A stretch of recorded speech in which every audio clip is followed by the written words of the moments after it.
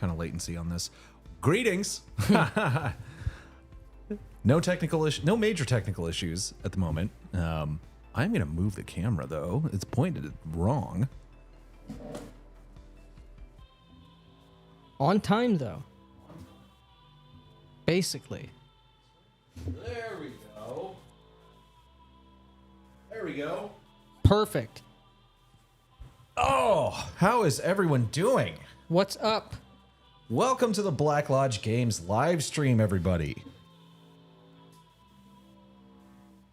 Let's check out the chat, see how everyone's doing. What's happening? We fucked up the stream settings a little, so we're gonna be on a little bit of a delay, unfortunately. Ugh. But we got Bacon Gaming in here, What's who going we on, always man? love to see. Cal is here. Yeah. Eric, hello.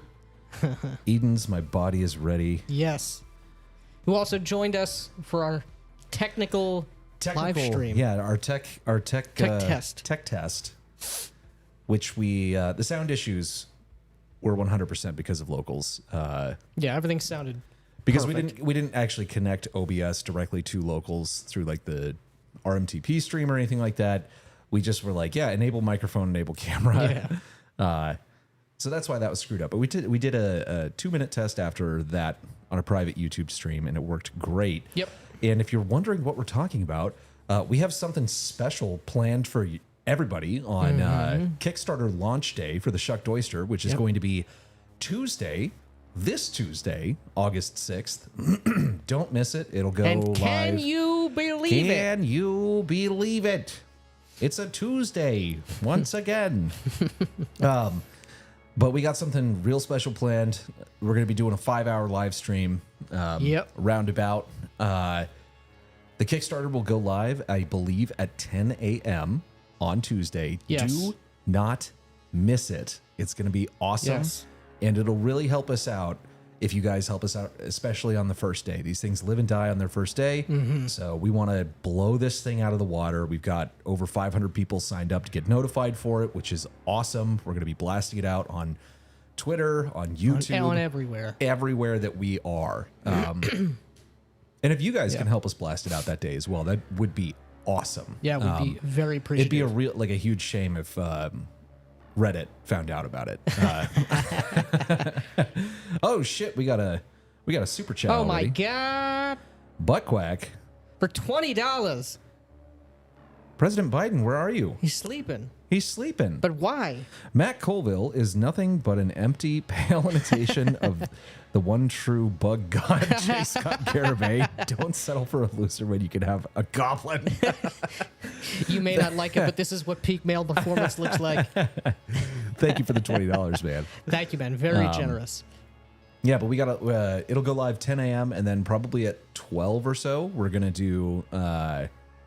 kick off our live stream. Lots of fun. We'll be looking at Lot the of- number go up. We'll be Interacting with the chat. the entire time, answering questions about the Shucked Oyster, and some other really special stuff. Yes. It's going to be a ton of fun. So Very don't- different than anything you've ever seen before from us or from any other Kickstarter. RPG Kickstarter. Yeah. Yes. I assure you. It's going to be awesome. And then once we're done, probably about an hour after we finish partying, yeah, we're going to go on Rollin' Bones. Rollin' Bones with Ryan Howard. He's nice enough to have us on the day that our Kickstarter launches. Yep. This Sunday, we're going to be on Harmony Ginger's channel. Yes. And then on Wednesday of next week, second day of the Kickstarter, we're going to be on Natural Ones, it looks like, for The Basic Expert and Victor Gorchev. I'm not sure if that's been confirmed yet, but that is the plan as of now. And if anyone else wants to have us on a stream to talk about the Shucked Oyster at any point, we are more than happy to do so. Indeed. We got squat bench deadlift in the house. This Mithras scenario is the Nicholas Maduro of RPGs. Yeah. The Van, how's it going? Howdy ho. It really is amazing how long it's been to see something from Colville on that Kickstarter. I'm sure they have something. I'm also sure it's not that good. Yeah. It's wild. I don't know. Well, in the video that we're going to watch a little bit later, he does talk about it at the very end of it. And he says that it's basically feature complete, and now they're working on making it content complete. So it sounds like I think the system is core mechanic and everything is finalized, I would assume. We'll see. Yeah, the backer kit packet, I think, is out to the backers, and then, or maybe it's on the Patreon. Or on their Patreon. I don't know. Yeah, it's probably out to the their Patreon. backers as well. I would imagine. I think he said the Patreon gets it first, and then the backers will get it like not too much longer after that, like a month or so. That seems weird. That seems odd. If I paid money specifically for this product, I would expect, at least in the updates section of the Kickstarter, or the backer kit, whatever the hell they used, to be the first to be notified. It's like, I can be supporting your channel, Right. but if I'm backing the product, this product, yeah, I should be first in line, I think. Whatever. Yeah. Whatever. we don't really care because this is the thing. I'm never going to buy it. I'm never going to buy it. I'm never going to play it because Yeah. it's just not a game that I'm interested in at all. Yeah. So whether it's good or bad is basically irrelevant. Yeah, Yeah. it's irrelevant to us. Victor, what's going on, man? How's it going, Victor Gorchev? Good to see you. Bum bum bum. Is it amazing though? I don't know. How late will the BLG boys be? I think we were only a minute late, but this Yeah. time we were ready. I just had to grab The mouse. Oh, and the Mithras, mouse of and course. Mithras.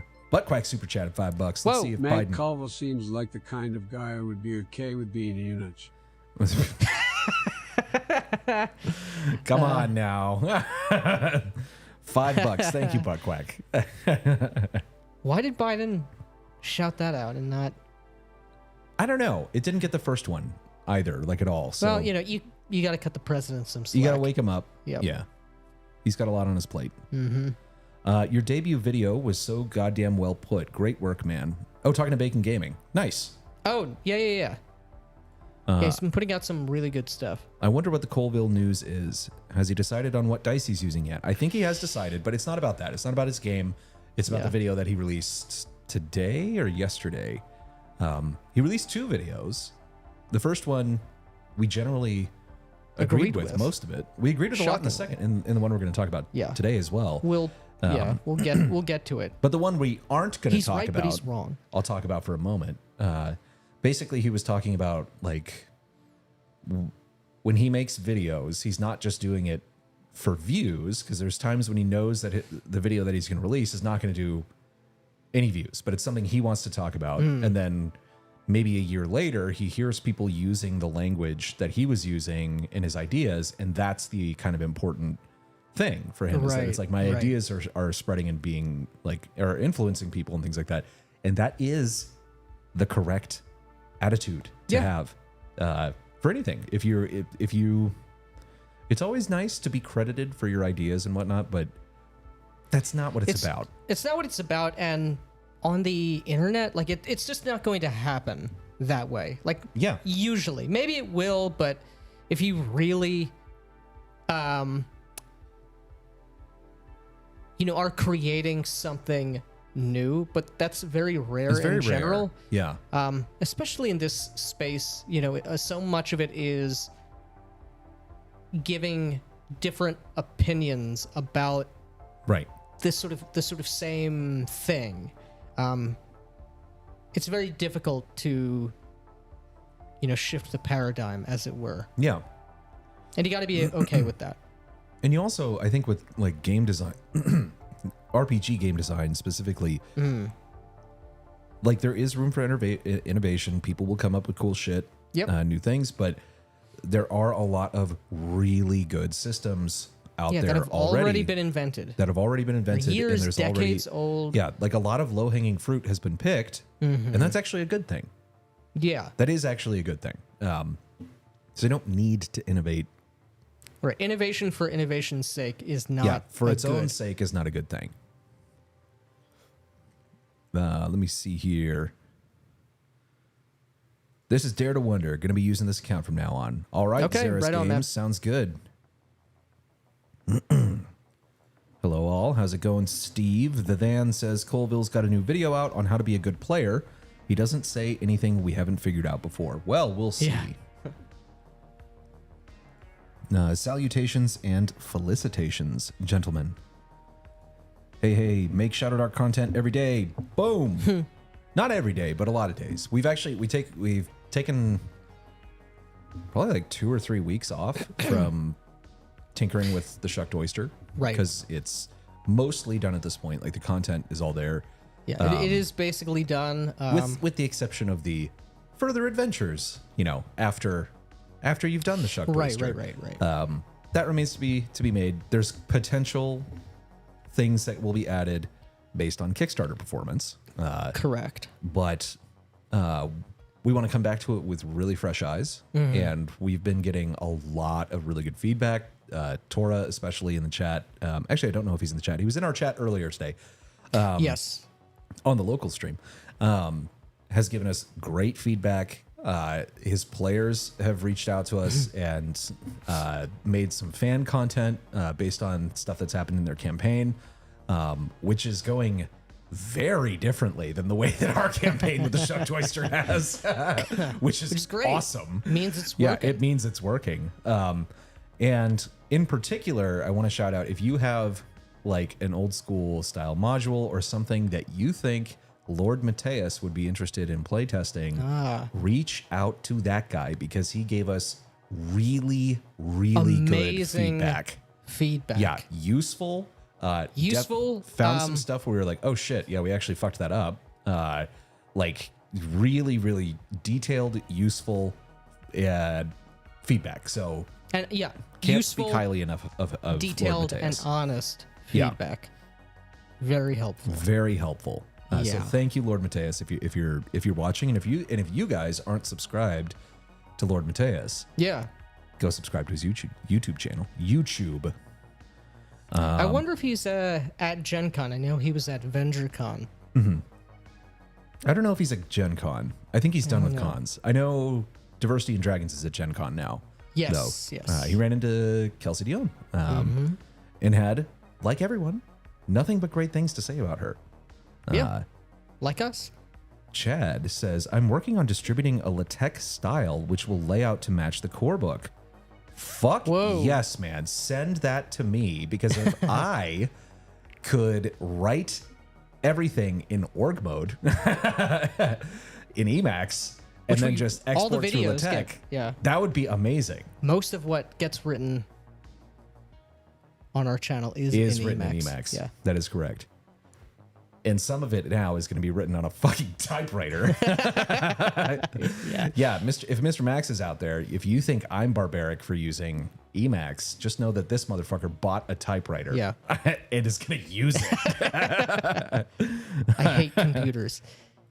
It'll go on GitHub and the Discord when done. Dude, that would be awesome. Fuck yeah, man. GitHub is a version control software version control system. So the code will be there.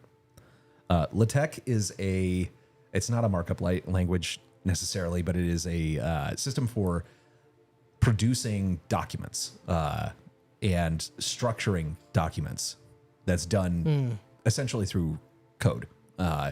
So it's a technical thing. It's like if you wanted to, if you needed to write a research paper that had lots of mathematical symbols and equations and things like that, it allows you to actually lay that out properly without the barbarism of a word processor. Late as usual, 1 minute. Come on, guys. Cut us some slack. They need to build that suspense. You're damn right. Nick's wearing nail polish on his toes. I assure you he is not. Yes. Shit, that's a good super chat. I'm going to do it. Oh. I'm going to do it. Somebody stop me. Still convinced Matt Colville is a bugbear. Colville talks too quick to be a bugbear. Okay. Don't blame me. I voted for Mithras. You're damn right. Yep. We listened to you. Who is Scott Garibay? He's on the cutting edge. Yeah. Yeah. Go Google Scott Garibay right now, or go search him on YouTube. YouTube him. You will not be disappointed. You will possibly be enlightened. Yeah. Something will happen to you. Scrooge McHaddock, you're damn right you're late. Where are you? I'm in on day one, no problem. Awesome. Thank you, man. Thank you, man. Do you ship internationally? Curacao. I don't know if we ship there. Shipping is handled through Drive-Thru RPG. Drive-Thru is going to take care of all the fulfillment. If you can get print-on-demands from Drive-Thru, yeah. I can't imagine why you wouldn't be able to get this. Right, because it's the same fulfillment service. Yeah, it's literally, it's being fulfilled through Drive-Thru. It's a Drive-Thru print-on-demand. They are shipping it to you. You're paying shipping to them. So if you can get stuff from Drive-Thru RPG, you will be able to get this. Mm-hmm. And if you guys could help us blast it out, I wonder if Matt Mercer and Matt Colville talked hair products during one of their lunches together. I don't know. And for the record, we don't hate Colville and we don't hate Matt Mercer. That's true. We just disagree. with sometimes we actually we agree with the last video. I think the last video we watched of Colville's, we unexpectedly agreed with a number of his points. There's he's right on some things. I don't like his game philosophy, but he's not always wrong about everything. And he doesn't seem like a complete bastard or anything. But his content is just not really for us. And Buckquack sell out to Garibay. Need to poke John to confirm. Looking forward to it though. For natural ones. Thank you, man. Too much concentrated ginger on one stream. You're damn right. We'll be balanced out by the ginger stream. We'll be balanced out though by a non-ginger, true, a true Italian. Yes. My reach is tiny, but I'll have you on if you're game. Hell yeah, man. We'll come in and talk to you. Yeah. We'd love to talk to you about your role-playing, your developing role-play philosophy. I watched your latest video with, I don't remember who it was, the chick who was wearing the Fallout shirt, but very, very interesting. Would love to just theory sell. Yeah.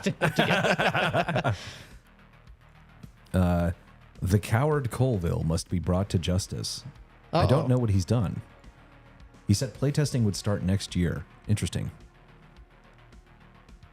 Zaris wants in. Oh, god damn it. The chat just moved.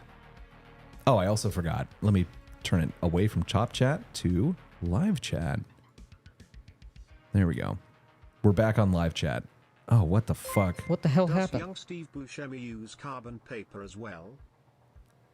Carbon paper for your typewriter. Oh, for the typewriter. Yeah. No. Well, maybe we could get you some. Why would I need carbon paper though? Isn't carbon paper just for like double printing? Yeah. I remember. So the first real job I had, was awful, but I had to use a typewriter, to. Well, part of what I did was send out insurance filings to the government, the federal government, state government, other places as well. But there were certain state forms which needed to be filled out by typewriter, and each of those forms had there were like 3, or for some states there were 4 pieces of paper interspersed with carbon paper.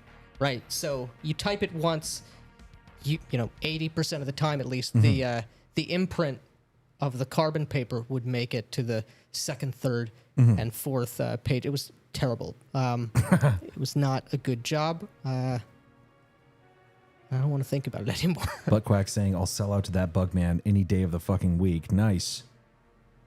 Okay, so we're getting back up.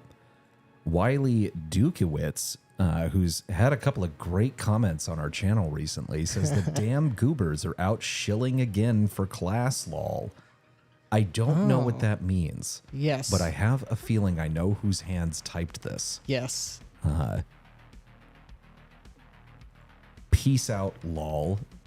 Bye. It's so easy. It's so easy. It's so easy. Why is this Colville guy interesting? I'm not familiar with him. He's one of the big D&D YouTubers and just had a $4 million backer kit project. Yeah, a huge success. Was it the biggest? Probably. Like RPG Kickstarter? It has, if it's not $4 the million, first, that's got to be. it's got to be it. I don't even know what would be. Yeah. What would it be? Tolus for Monty Cook? Like that, what the hell, what's that other guy that DC-20? DC-20? That was like 2.2 that did like or 3. Yeah, like half Yeah. of what Colville did. Yeah. I'm good, my dudes. Just on that grind. Good. I Yeah, predict man. even more aimless pivoting and attempts to solve self-created problems. Poorly.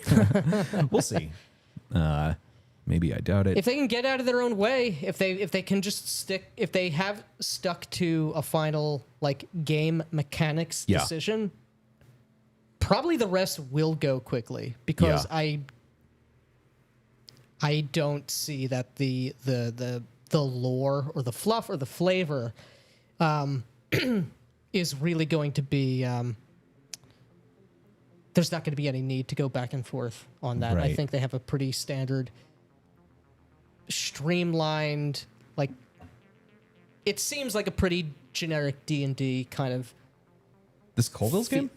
Yeah, that's what it seemed like to me. I mean, it seems like it's got the same, like, kind of normie slop yeah, fantasy. the same fantasy like World of milieu, Warcraft like cinematic, like yeah, like we did in the Mithras video like today. that's been Yeah. that's been done to death. Like the formula is already filled Right. out. They'll have a couple of like things that are unique to them that are probably not interesting to me. Yeah, and the thing is, like, he said that he's a 4E guy and has taken. They've taken a lot of stuff.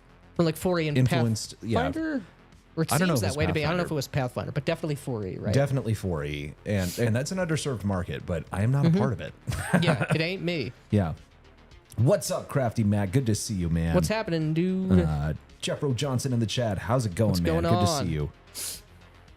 Tom's Game Table. When are you guys switching to the evil Kamala voice for super chats? Well, hopefully that won't. I don't believe we'll have to. Yeah, but just so you know, it's the president reads our Yeah. super chats. Mm-hmm. Redditor D12 instead of D20. Ruffle. I don't know. Oh, because they're using a D12 as. I don't think so. I know don't they're know. using 2d12 in Daggerheart, I think, instead of a d20, and it's like a hope and fear die, and Whatever. succeed with hope or fail with fear, all that stuff. Hmm. Eric MCDM's Kickstarter went big, like over $4 million for a game. This is who is Colville? Yeah. And I do apologize that we do have some latency. Not only are we behind on the chat, but you're hearing us several seconds behind when we actually said things. 4 million? That's insane. Yeah, exactly. I talked to designers about not making something new for the sake of making something new. It needs to work like Jenga in Dread. So I agree with the sentiment. Oh, that's right. That Dread is the game that actually Uses a Jenga tower. Jenga. Yeah. I don't think the Jenga tower is a good idea for a role-playing game. It's a good idea for like a party game or a game that in which you're trying to evoke like player suspense and not character suspense. But yeah, like you would need that at least works. Like the Jenga tower is like a stressful party game. You don't want to be the one to knock the tower over. I get it. It's at least in alignment, somewhat. I don't like how people are accusing our queen Jenny D of being a WotC shill these days. I'm not down with that either, man. Yeah, We stand up for our queen. absolutely. But I will say, it sounds like But they were given a copy of the book for free, which I don't even know what this controversy the is about. controversy is that all of the D&D tubers who are talking about This is the same thing that. yes, the same thing that happened to us today. Yeah.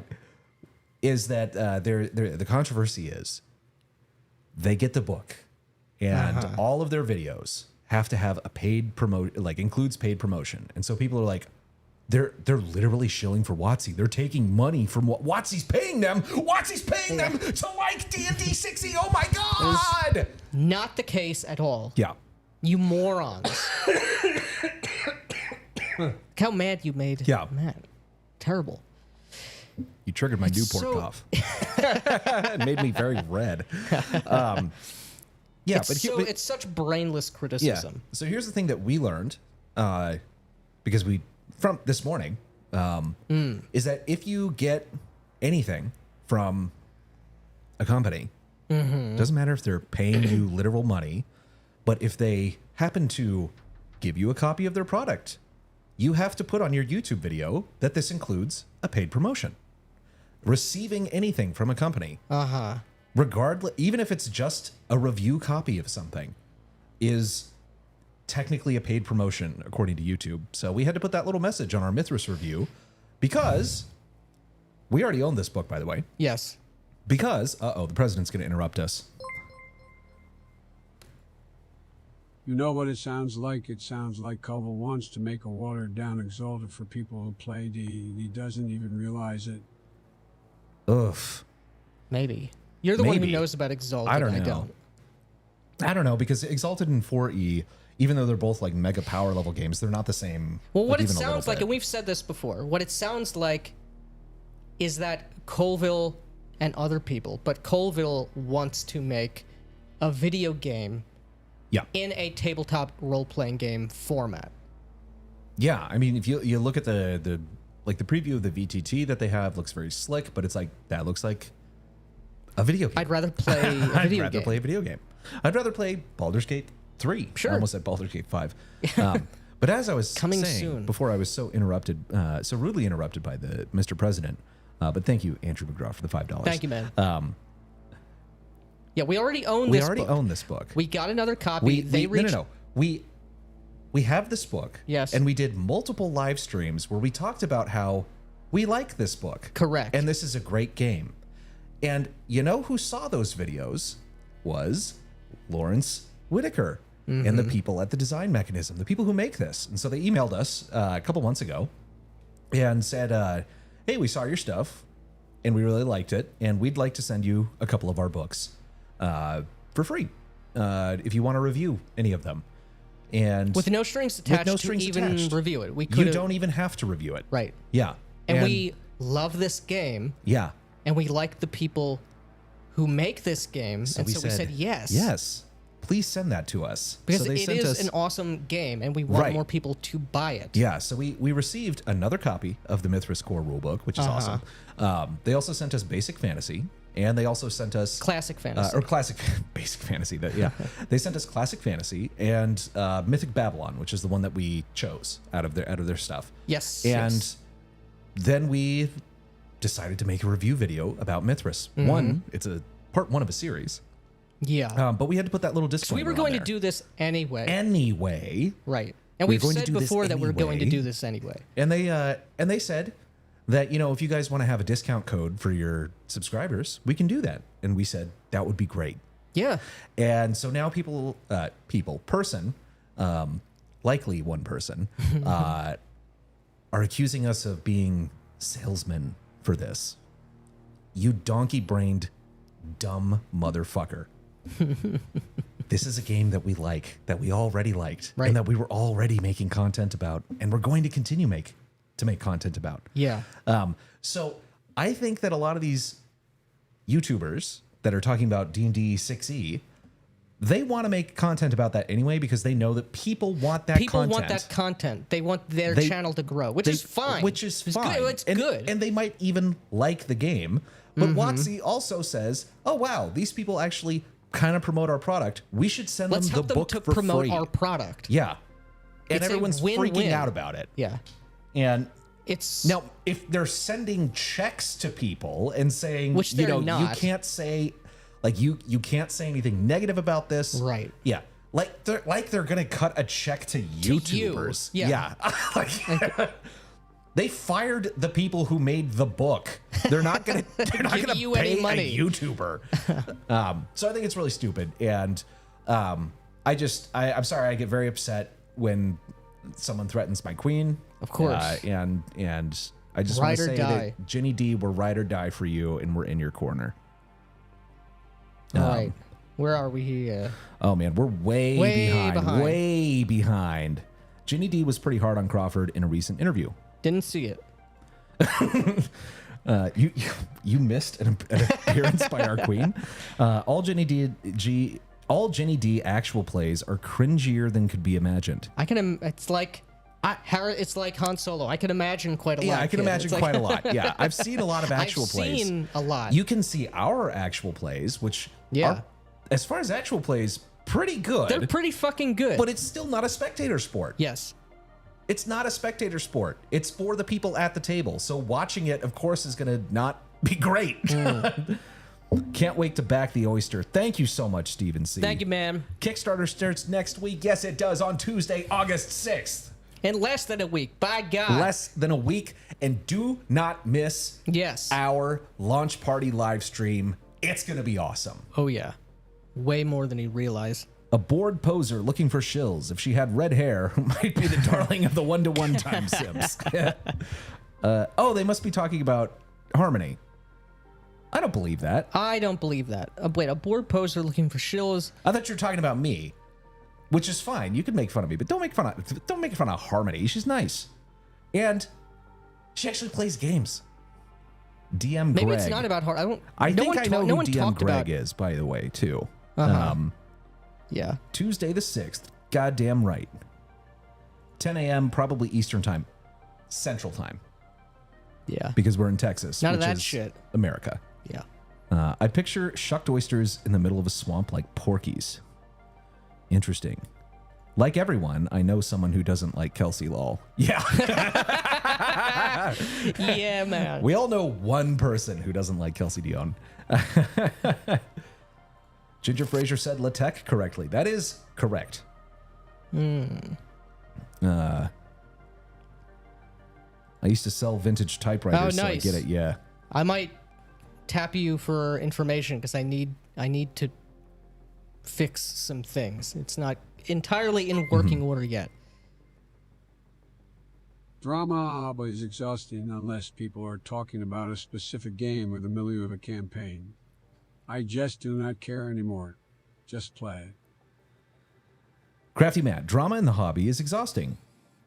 I'm not exhausted. I'm not exhausted. Yeah. But you're right. Most drama is stupid. It's stupid. And is only inspired by bitterness and envy. Yes.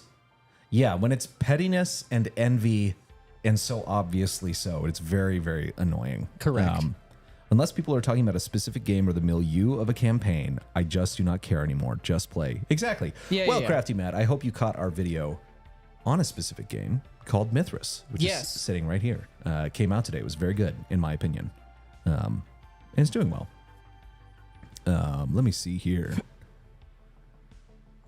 Is shit-talking Colville even healthy at this point? I'm pretty sure the only people who still have hope for his game are his Patterson subs, Patreon subs is what that must be. Patreon subs. I don't know. We're not going to shit talk him. We're just going to watch the video and talk about it. We'll see. Yeah. Yeah. Steve Buscemi using classic typewriter based. I see. Correct. If anybody knows anything about typewriters, do hit me up. It is a Smith Corona Silent Super. Mm-hmm. I need to watch some more YouTube videos to get it in working order. Mm-hmm.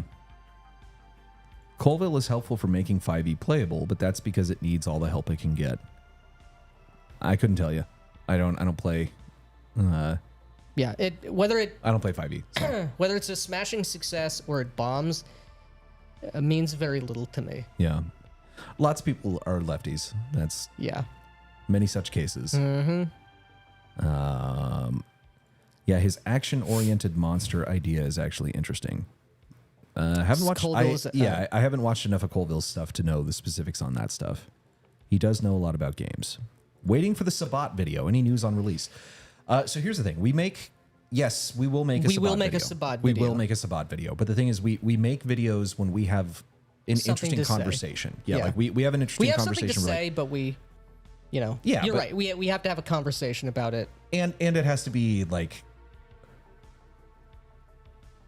It has to be like the interesting thing that comes from that conversation becomes another like thing. So the way we make videos is we kind of get struck by inspiration when we are talking to each other about games. So we don't have like And next week we're going to do the This, Malkavian video, yeah. and then after that we're going to do this. We have a rough outline of like Things we want to next talk week about. we're doing next week we're doing the Mithras video, and then the next week we're doing this video and things like that. So we have a list. But We already had the idea, Yeah. like the spark of inspiration for the Mithras video, Right. like last week, and so we Yes. just wanted to get people hyped for it. yeah, because we've been reading It a and lot of talking about Mithras, it. yeah, and talking about it exactly.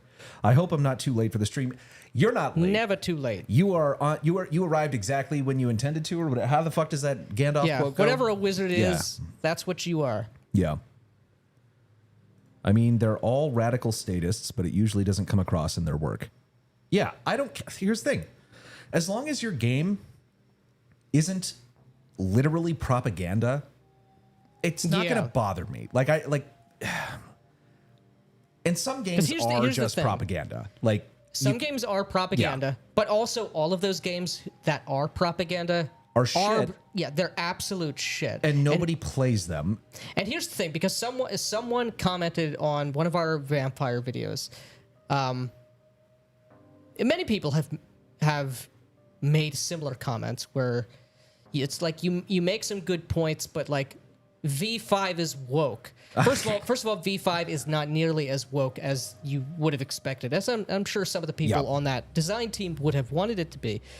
But if you're waiting for the based Caesar, Of RPGs, RPGs, you're gonna be waiting forever. Yeah. If you like anything that is a brand, has been a brand, or is And popular is at made by a corporation. it's made by a Yeah. corporation, it's all going to be compromised. Now Yeah. you can choose for yourself, that's a bridge too far for me, Right.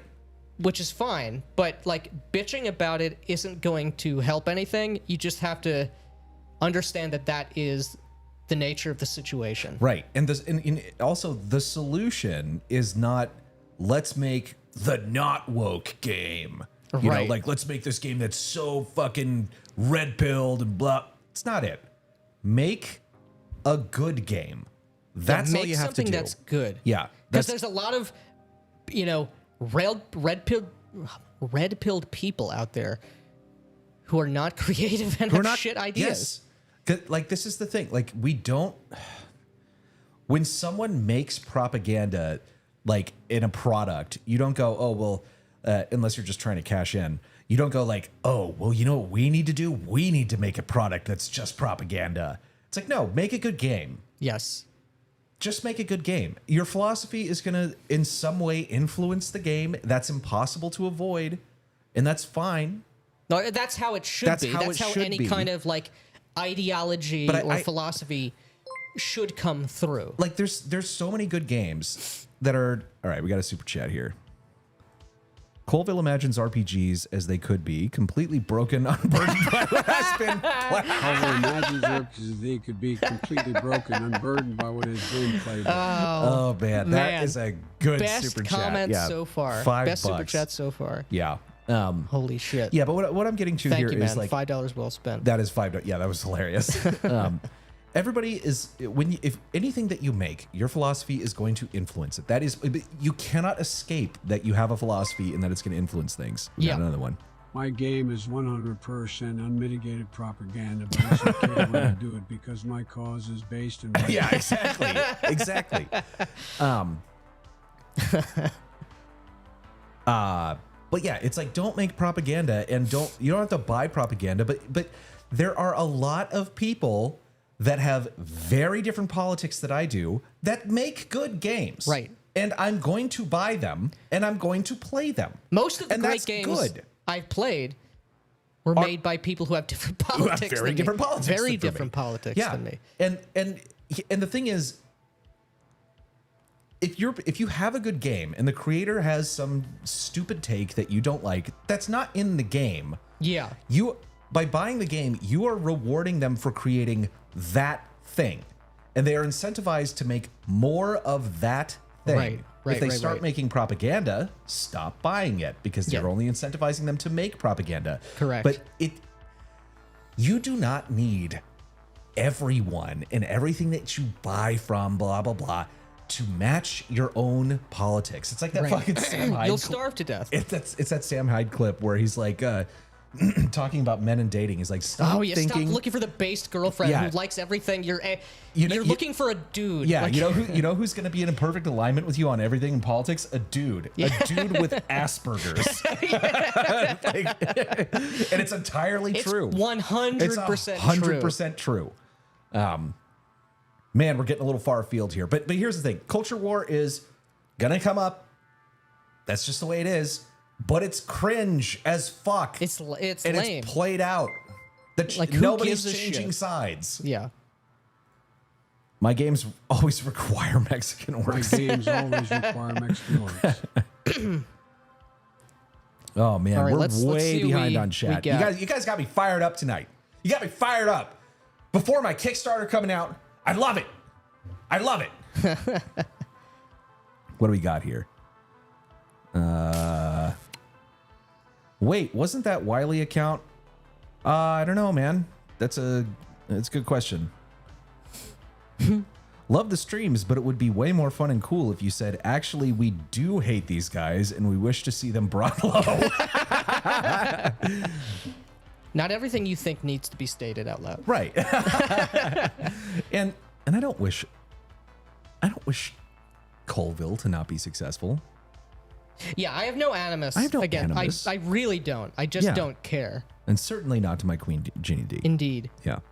MCDM is currently 2d10 and compare to a little chart for the power and attack you used. Okay. Yeah. What do we got here? Be like not buying the Shucked Oyster because you're not a bear twin. James Cameron shot aliens and he hated war. Guns, Marines, and retcon Lambert to be trans. That doesn't mean aliens wasn't fucking awesome. Yeah. God, did he do that? I don't know. Apparently. That sucks. That sucks. But Aliens was awesome. And thank you both. My wife is like an Asperger's dude in a woman's body. It works out.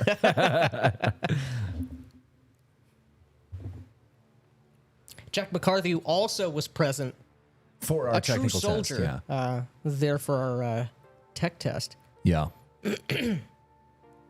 I feel like blaming Matt for a problem that has been building since Dragonlance is underselling it. I don't know. I don't even know if... I don't know. Like, people complain about Dragonlance with regard to, like, modules and sort of plot-driven things. I don't even know if that's... It's certainly not my criticism of Colville or what it seems like the MCDM game. Or what is he calling it now? Draw Steel? Yeah. Draw Steel. Yeah. Yeah. Which I hope someone rightfully pointed out. I don't remember who it is. It was not me, but they need to add an exclamation point. Which to in Draw this Steel. video, he had an exclamation point Yes. on it. So I hope they have the exclamation Which is point. better. Because just Draw Steel is not as cool as Draw Steel. Yeah. You know, it's like on guard. Mm-hmm. Never at any point has she ever publicly played in a good game. It's not a spectator sport. I don't even... We must be talking about Ginny D Ginny still. D. It's not a spectator sport. D&D YouTubers have a monetary... Well, unless you're Shawner. Shawner is your audience. Yeah. D&D YouTubers have a monetary incentive to talk about the game. There is no controversy or conspiracy. Their shilling is no secret. Yeah, here's the thing. Here's the thing, it's also, not if you get necessarily shilling. If they get 1 million views on their video, the ad revenue, the everything else that they're selling and advertising in those videos that's not D&D is going to be a lot more fucking money than WotC is giving them. Oh, Even yeah. if WotC were cutting them a check. Yeah, which Like they're not, which and they're if they fucking did, it would not. be for peanuts. Yeah, it would be for absolute peanuts.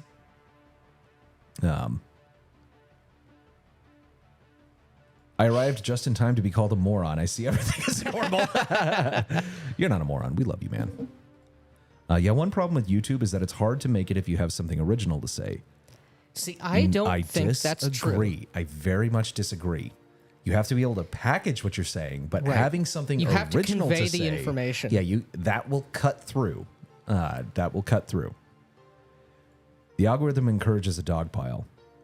The algorithm for news, for the news cycle stuff, the people who are doing the what did WotC do this week? That it's not a dogpile, it's a race.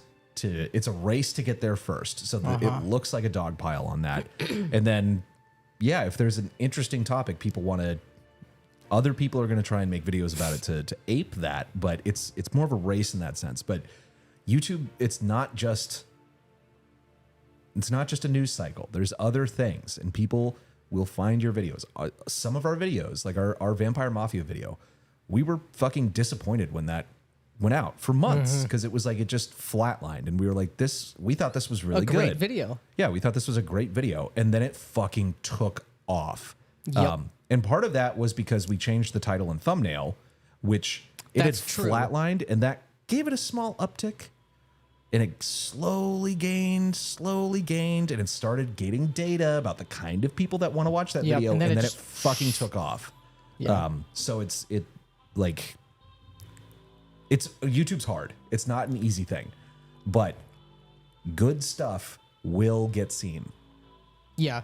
And the odds, the way most people conceptualize this phrase, the odds are really not against you, not in the way that most people think. Right.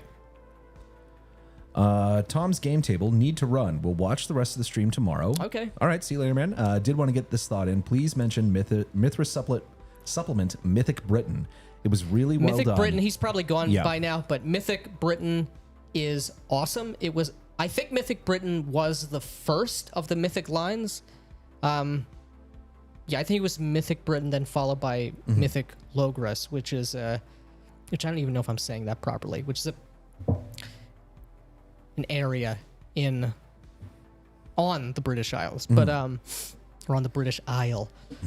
Yeah, it's awesome. I eventually want to talk about all of them. Mythic Constantinople is one of my favorites. Was one of my favorites before reading Mythic Babylon, but I'm still reading through Mythic Babylon. Need to gather my thoughts. I still prefer RuneQuest role-playing in Glorantha. RuneQuest is awesome. It's a good game. And Glorantha is We have it right here. hella awesome. Yeah, and the RQG is a good game. Yeah. And it's a beautiful book. Gorgeous book. Gorgeous, All of the yeah. RuneQuest books, not just the core book. Yeah. They've maintained the standard with regard to the art style and Right. the physical product of the book. They're well put together and gorgeous. Yeah. So you can't go wrong if you've got that. Yeah. Mithras is really cool, though. Yeah. I fucking love it. I actually. do prefer the Mithras system. Yeah. Did I miss the Mignon Elk? I was driving in the rain. No, you did not. Nope. Thank you for the $2. We have not talked about it yet. We're talking to the chat. We're getting fired up. Had a couple comments. Someone said Ginny D was under threat, and so we were donning our armor to Yep. protect her. Yep. Let's see here. Bum bum bum. Okay, that's where we left off. Sorry, we're skipping a lot of chat because we talked for a long time, and As we're just we looking for some usually stuff. do. Yeah. Shilling for passion. I hope so. What else would you shill for? Mithras is awesome. That is correct. Yeah, man. I accuse you of a wrong that I am still in the process of making up. Okay. Interesting. This is some sort of integer D chess, you know. Yeah. I'm not sure which one. Now, when we have 95% of the 5e focused D&D tubers are big time dumbasses, especially that little bald bearded broken builds. One for me. I don't know who that is. Ball treatment. I gotta try. +1 for mage to get the BLG treatment. I gotta try. I have hope for Megan, but I'm never not prepared to be horribly depressed. Also, Mithra's video got me hyped the hell up. Well done. hell Awesome. yeah, man. Thank you. It's a good game. We really like it. Yeah. And for mage, Here's the deal. She said this before, but I'm going to say it now. I will commit at some point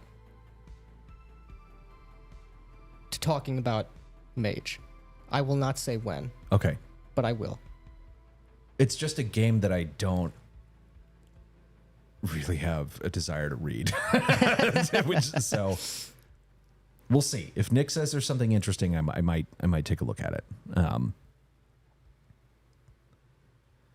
All right. Scrolling back up. Bum, bum, bum, bum, bum. Oh, we got Lord Mateus in the chat somewhere. Awesome. Hell yeah. Great. And Great we to have the see man you. formerly known as Dare to Wonder. Yeah. Xeris Games. Yep. Tergores Community College Academia.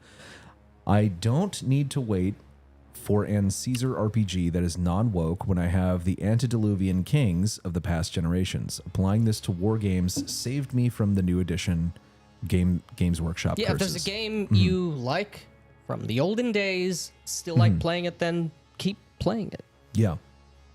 Oh, this is also Lord Mateus also has said, and I think he's right, that for OSR and old school games, people should be making interesting settings and interesting adventure scenarios. Yes. And stop making more rule sets. We have a bunch of good rule sets. And it's antithetical to like the point of why the OSR was made Right. in the first place. And the Basic Expert put out an excellent and, as far as I'm concerned, fully accurate appraisal of sort of the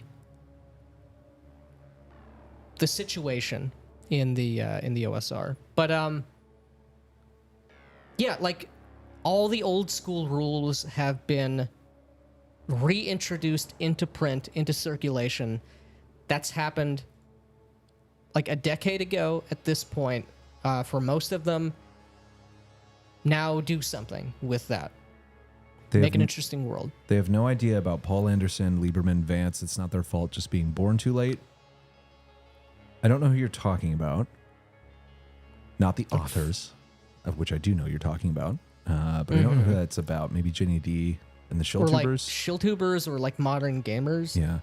You guys really tapped into something important. You need to make something with a purpose and a goal and make it the best you can to not to be a contrarian. Yes. Yes. Because the thing is, if you're contrarian, you're all...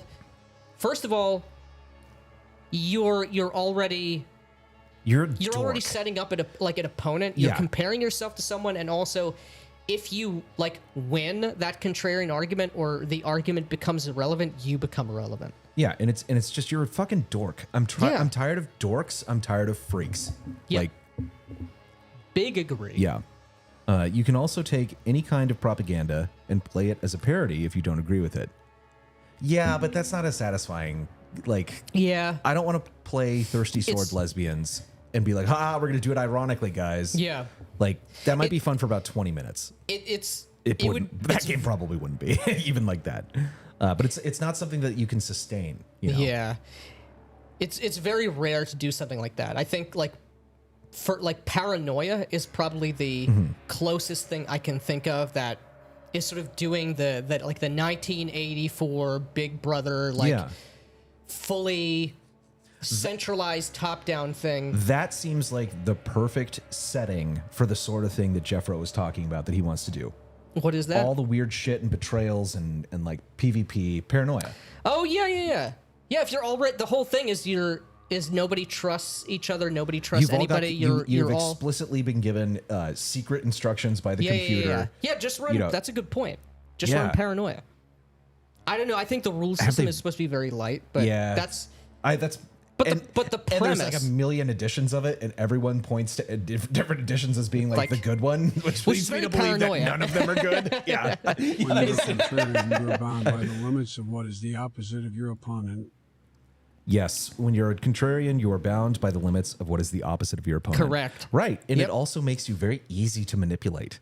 Yeah, because if like the conversation changes, you have to you're completely straitjacketed. Right.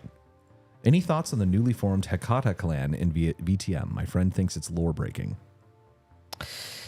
So the Hecata is sort of like it's a union of Giovanni, it's an umbrella right? of like the Giovanni and the Harbinger of Skulls, that the remnants of the Cappadocians and the Samadhi. I don't like it. I think the lore justification for these very disparate group and very small in most cases, apart from the Giovanni bloodlines, would come together is pretty paper thin and lackluster. But here's the thing: just because it says if you're familiar with the old lore, if you're not familiar with the old lore and don't care, then it doesn't matter. There's a clan called the Hakata. They're the clan of death. Right. Fine. But just because the book says the word Hakata, you can just say it's the Giovanni. Yeah. And it's a new reorganization of the Giovanni and all of their, what are they, like the Duncern family and all the Millers, I think. Regardless, you can just have them be the Giovanni. Yeah. If you don't want the Giovanni to go anywhere, and it's fine. A based TTRPG sounds like the most cringe shit in the entire universe. This is hard to deny, regardless of how annoying the blue hair people are being. Yeah. Yeah. Because this is also the case, like, all these people whose identity is based entirely around being red-pilled and based are the cringiest people out there. Right. They're way cringier than the freaks. Yeah. I want to reverse to pre-2016 before all this political shit became the only thing people talk about. I'd much rather be arguing about peasant railguns and wish economies again. I understand the sentiment, but like you can't go back. And wanting to go back more than anything is also a mind trap because you can't. Yes. That world no longer exists. Mm-hmm. Newports, surprising. I assumed you guys smoked Camel Menthols or Marlboro Reds. I was worried you smoked something like basic menthol light 100s. It eases my mind knowing otherwise. I smoke American Spirit Yellows. Right. Everybody I know gives me shit for smoking Newports. And I don't care. They're good. God damn it. We now have people who don't understand fantasy, have never seen Vallejo, how we get Shadowdark. Culture war is real. Okay. It's not, though. It really isn't. Yeah. Not in the way most people... Not in the way that you think. Yeah. I am that dude with Asperger's. I am open to dating. I'm no lefty, but I think Pathfinder 2e is one of the better systems. I never got into Pathfinder I have not 2e. read I've it. said it before, but Pathfinder 1 will always have a place in my heart because that is what I started with. Yeah. Ginger, very cultured with the repeated MDE references. Liking Frazetta or Vallejo. Up to video and join their locals. What? We'll get to that in 1 second. Liking Frazetta or Vallejo is an aesthetic, a philosophy. It is not. An aesthetic is not a philosophy No. by definition. Just liking something is not a philosophy. Correct. This is some people are probably going to get, I don't care. 1 second. All right. Buttquack saying something. Well, let's The goal highlight... of the true conservative is to go forward towards a new embodiment of an ancient, unchanging virtue. We'll get to these two super chats in a second because I want to address this. This is where everyone, and I'm going to mention a name that just pisses off everybody, but she was right. Ayn Rand was right about the philosophical hierarchy. You have metaphysics, epistemology, ethics, politics, and aesthetics. They are integrated. They build upon one another. You can't start with aesthetics and say, that's philosophy. It's fucking not. There's a lot more that you need to know and a lot of things that you need to integrate to have good aesthetics. Right. You cannot say an aesthetic is a philosophy. That is completely wrong. But now we're going to talk to the super chats. Eden's for $2. Updoot video and join their locals. Upvote, I think. Upvote, yes. Upvote, yes. Please do. Please do. Please do. We got 84 people watching right And now. use promo code MIDWIT. Promo on code locals. MIDWIT on locals to get a month free. And Yes. if you're interested in getting Mithras, Yes. you can use our shill code. That does not provide us any money. Yes. It's just a discount for you guys. Black Lodge 15 at the Design Mechanism website. You can get 15% off. Yep. You should And do I know both of that those some things. people were upset that we said we liked a game and that game is now cheaper for them to buy. But what are you going to do? Mentos are so good you'd step out to pick some up and never to return. Very true. Many such cases. I disagreed. Boobs are my like philosophy. Yeah. Okay. Well, you might be right there. All right, fair enough. Buttquack. The goal of the true conservative is to go forward towards a new embodiment of an ancient, unchanging virtue. I don't know what that is. I Yeah. agree with the spirit, but I think, and this is a problem. Buttquack. Okay, but he's right here. Ayn Rand did not have a good rack, by the way. That is true. This is devastating for her. This is the thing. The physiognomy check on Ayn Rand is not looking so good. I gotta be honest. No offense, but you kind of suck at shilling. Yeah. Mithras looks bitchin'. You're goddamn right. Yeah, it is.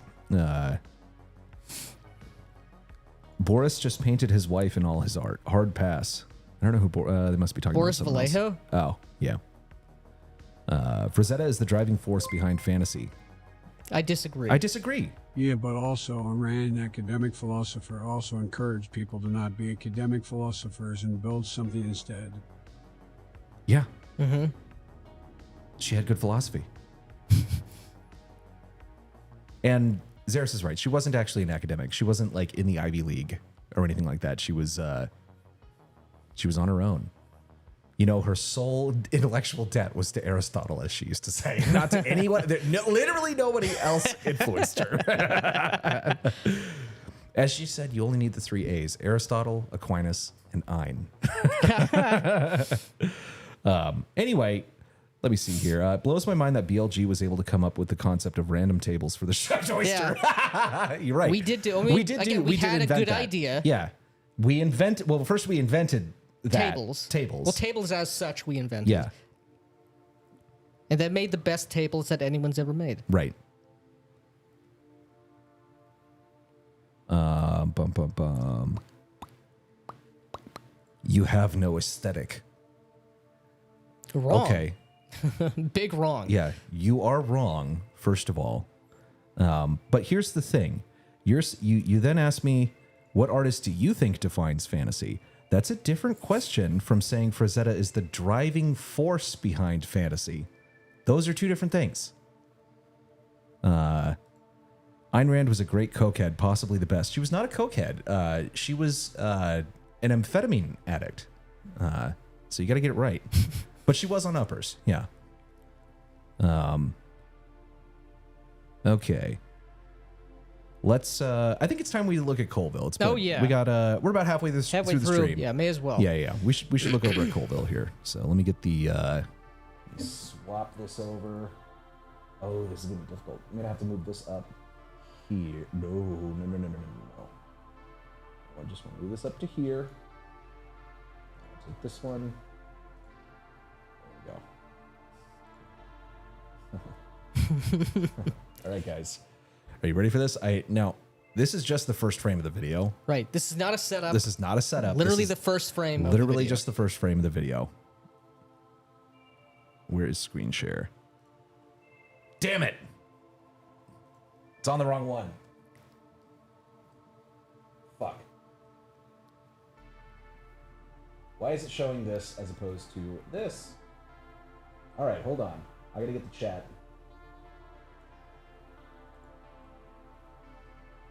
Why the fuck is it showing this now? You son of a bitch. D, you goddamn bitch. All right, let me see here. Just choose the different window. That's what I'm trying to do. Display capture. This is not display capture. Window capture.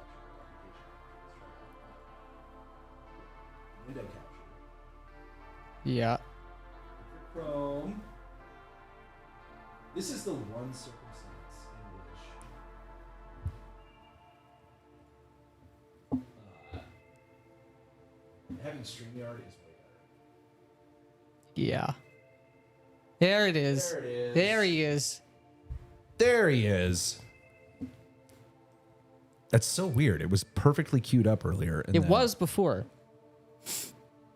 Okay. All right. Here we go. Now then. Okay, short video. 3 things need to be true, I think, to make a good character for an RPG, and it doesn't have anything to do with role-playing or motivation or backstory. This is for tabletop RPGs. My name is Matt Colville. I have a whole series on how much fun running D&D is, and it is way easier than it looks. So if you're curious about that, there's a links in the doobly-doo. You can watch the videos in any order. Doesn't matter. I want that word. to commit crimes when he says doobly-doo. Yeah. I really like it's the another- doobly-doo. Yeah, it's another like baby talk. Yeah, this word. baby talk shit. This is what I don't like about Colville. This is where I will shit on him. The fucking baby talk and the I don't know, the goofy personality. It's this is why I can't watch this guy's content. But we are watching it right now. Grab the ones that look interesting. You don't have to watch them all, or really any of them, or in any order. Take what seems useful.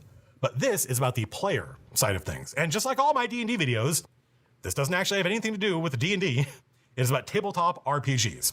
Baldur's Gate, you can do what you want because there are generally not other human players for you to worry about. But at the table with your friends or even random weirdos, this advice may... Never play with random weirdos. Yes. Don't do it. That is the one unchanging and eternal piece of advice that is always applicable. Don't play with randos. Don't play with freaks. This Correct. solves 99% of all the problems in your fucking game. Yep. be useful. As always, this is just my take. It may not help you, but it may be useful to somebody. 3 things. Ready? You need to enjoy playing your character. The other players should also like your character. Finally, the dungeon master or the director or whoever's sitting on the other side of the screen needs to like your character. So here's the thing. It's like there's a way in which that is true, but that's not the primary concern, right, which you should be thinking about. And the way you and I would think about you and other people enjoying your character is not the same way he is thinking about it, clearly. Judging from previous That might all videos. seem obvious, but there are real challenges with all 3 of these answers. But at the end of the day, if you are having fun playing your character, if your friends aren't annoyed and you're otherwise not disrupting things, and your director thinks your character is cool, you are going to have a good time. That's patently not true. I hate the choice of the word Director. Like I know his thing is like, this is going to be a cinematic fantasy game. This is one of those things where it's like the language. This is one of the prime flaws of Vampire the Masquerade is referring to the game master, the referee, whatever it is, as the storyteller. Right. It's like a subconscious cue for you to get into a story gaming kind of mindset, a narrativist mindset. And here's the thing. Vampire is not a story game, and It's not. It's definitely not. Story games are actually a specific thing. Correct. Vampire is a role-playing game, but that it tends to get you thinking in a way that is not really compatible with role-playing games. And the same thing with the director. Only game with known weirdos. Also, his hair sucks. Only game with known weirdos. Maybe VTM. There's many games with many. I heard hair dye. for Colville. Yeah, Oh man. it's unfortunate. Yeah. But yeah, I hate the use of the word director. So let's get stuck in. I'm going to give you the best advice I got right up front. Make a character for the game you are playing. In other words, start here or whatever book is the book for the game you're playing. The biggest problem I have seen, and I have seen it constantly for decades, is people show up excited to play and they have some idea of what they want to play before they have looked through this book. If that's you, you are probably going to have a bad time because if the idea you have has nothing to do with what's in here, you will always be fighting to shoehorn your idea into these rules. You will be fighting with the other players who did make characters for this game. This includes characters like Legolas. He's not wrong here. This is This is correct. Like, but it's not simply. It's mostly correct. He's mostly dead. It is mostly correct. The rules are also the rules and the explicit setting are going to define the genre, and you should not come in with a concept that is antagonistic to the genre itself. Yes, that is 100% Your character accurate. can be antagonistic to people within In that the world, world. but do not make a character that is antagonistic to the game. Correct. And what I would say is, while system matters, it definitely implies a lot. And he may expound on this in a moment. But again, if you're looking at the book first as in the hopes or with the intention that the player options, the player-facing mechanics. I like judge from acts as it implies impartiality. The term judge from The acts. term judge from acts, yeah. Why can't I see this? Fuck you. You gotta scroll. No, Oh, I'm we trying. can't. I'm trying to do a little administrative thing here. Stop scrolling, you bitch. Stop scrolling. Everybody. Oh, god damn you. You bitch.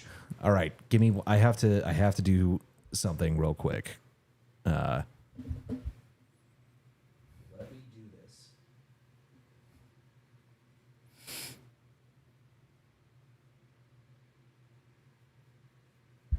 Everybody say goodbye to DM Greg. Okay, that guy was really annoying, so he can no longer comment on our channel. I gotta pop the chat out again and fix this. Oh, you son of a bitch. I should probably change this, so... Give me 1 second, guys. Apologies. Usually don't have to do any sort of moderation. And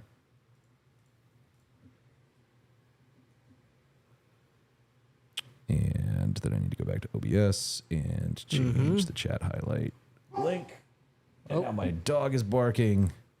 Everything's a mess now. Everything's a mess. So what I'll say is, you shouldn't be looking at the book. What is up with this dude's hair? That's a good question. Well, there's no product in it right now. And now this fucking thing is on the wrong goddamn window again. Thank you, OBS. But the player options, the feats, the weapons you can select, these are not the things that should inspire you or should define your character.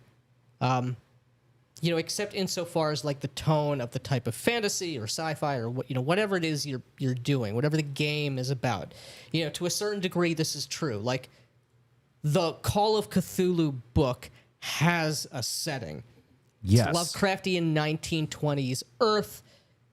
Got it. Like RuneQuest role-playing in Glorantha, there's an explicit setting.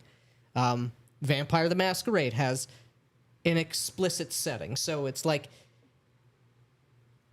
you should be focused with regard to being inspired for a concept, for a character. It should be the world and its tone, the type of people who exist in that world, and sort of how they view themselves and other people. That is what a character is, not anything mechanistic. And he's going to talk about Legolas here in a moment, where he's going to make the point where that Legolas doesn't exist in D&D. You think that he does, but he doesn't. But he doesn't. Are we sorted? Yeah, we're good. We're good. Okay, well let's let Colville talk Yeah, about I Legolas. will, and Patty, I will make you a mod after the stream, because it's going to take, it's a bunch of bullshit right now and I can't do it, but I will make you a mod, and thank you for volunteering. Which you would think is like as bog standard a fantasy archetype as you can get. But no, you cannot do in this game all the weird things Legolas does in the Lord of the Rings movies. You can do some, no problem. You can do others, sorta, and other things you're just going to get frustrated because this is its own game. It is not a Lord of the Rings simulator, and it is certainly not a Lord of the Rings movie simulator. Yeah, and if you want to do that, you should get one of the Lord of the Rings games. Correct. Yeah.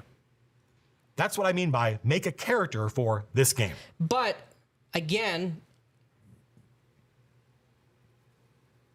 it's so hard to tell. But like I would disagree with him here in that. So the justification he's making as to why Legolas doesn't exist in D&D or 5th edition D&D at the very least, it's because Legolas the character can do things that a D&D player character can't do. That is not the point of Legolas. Because Legolas has, you know, in the movie, you know, let's you know, most people haven't read the books. So like let's talk about movie Legolas. Like he slides down the staircase at Helm's Deep on a shield, and he fires a bunch of arrows within one round, within one turn. He one-shotted a bunch of orcs, and that doesn't map to a particular feat. Like that has no actually, bearing. there is a feat that allows you to multi-attack. No. Yeah, like Shut the fuck up. Shut up. Shut the fuck up. But like the things that he can do, the specific things that you saw him do, that's not who Legolas is. Yeah, and it shouldn't be your expectation of what the game is. Right. But The good news is, whatever game you're playing, whatever rules, whatever addition, whatever restrictions your director puts on new characters, there's about 11 billion characters you would still love playing in that game with those restrictions. that's true. I think a great way to start is literally just flip through character creation. Look at the art, the names. The answer is read the book for the game you're going to play. Yeah. And unfortunately, that is advice that people need. Insurmountable obstacle. Yeah, insurmountable obstacle for most people. Of things. Maybe read some special abilities and allow yourself to be inspired by what's in here. Okay, that's the first chunk. Whatever kind of player you are, first make a character for the game you're playing. Then try to make a character that fits in. Your director can probably help with that. Speaking of which, the director needs to like your character. For some people, this may be the most controversial piece of advice, but it really should not be.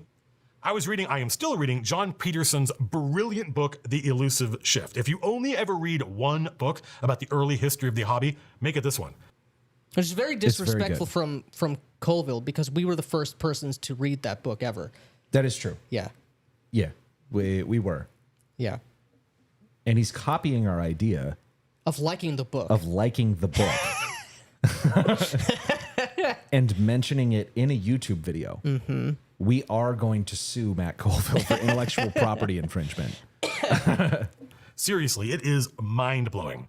It is all about that moment, which can't really be pinned down. There is no day or date or even year for this. That elusive period where D&D went from being a kind of war game or an exploring the dungeon game and became a role-playing game as we understand it. And he's happened- right of that appraisal. Yeah. It's a great book. It's a great book. Yeah. Yeah.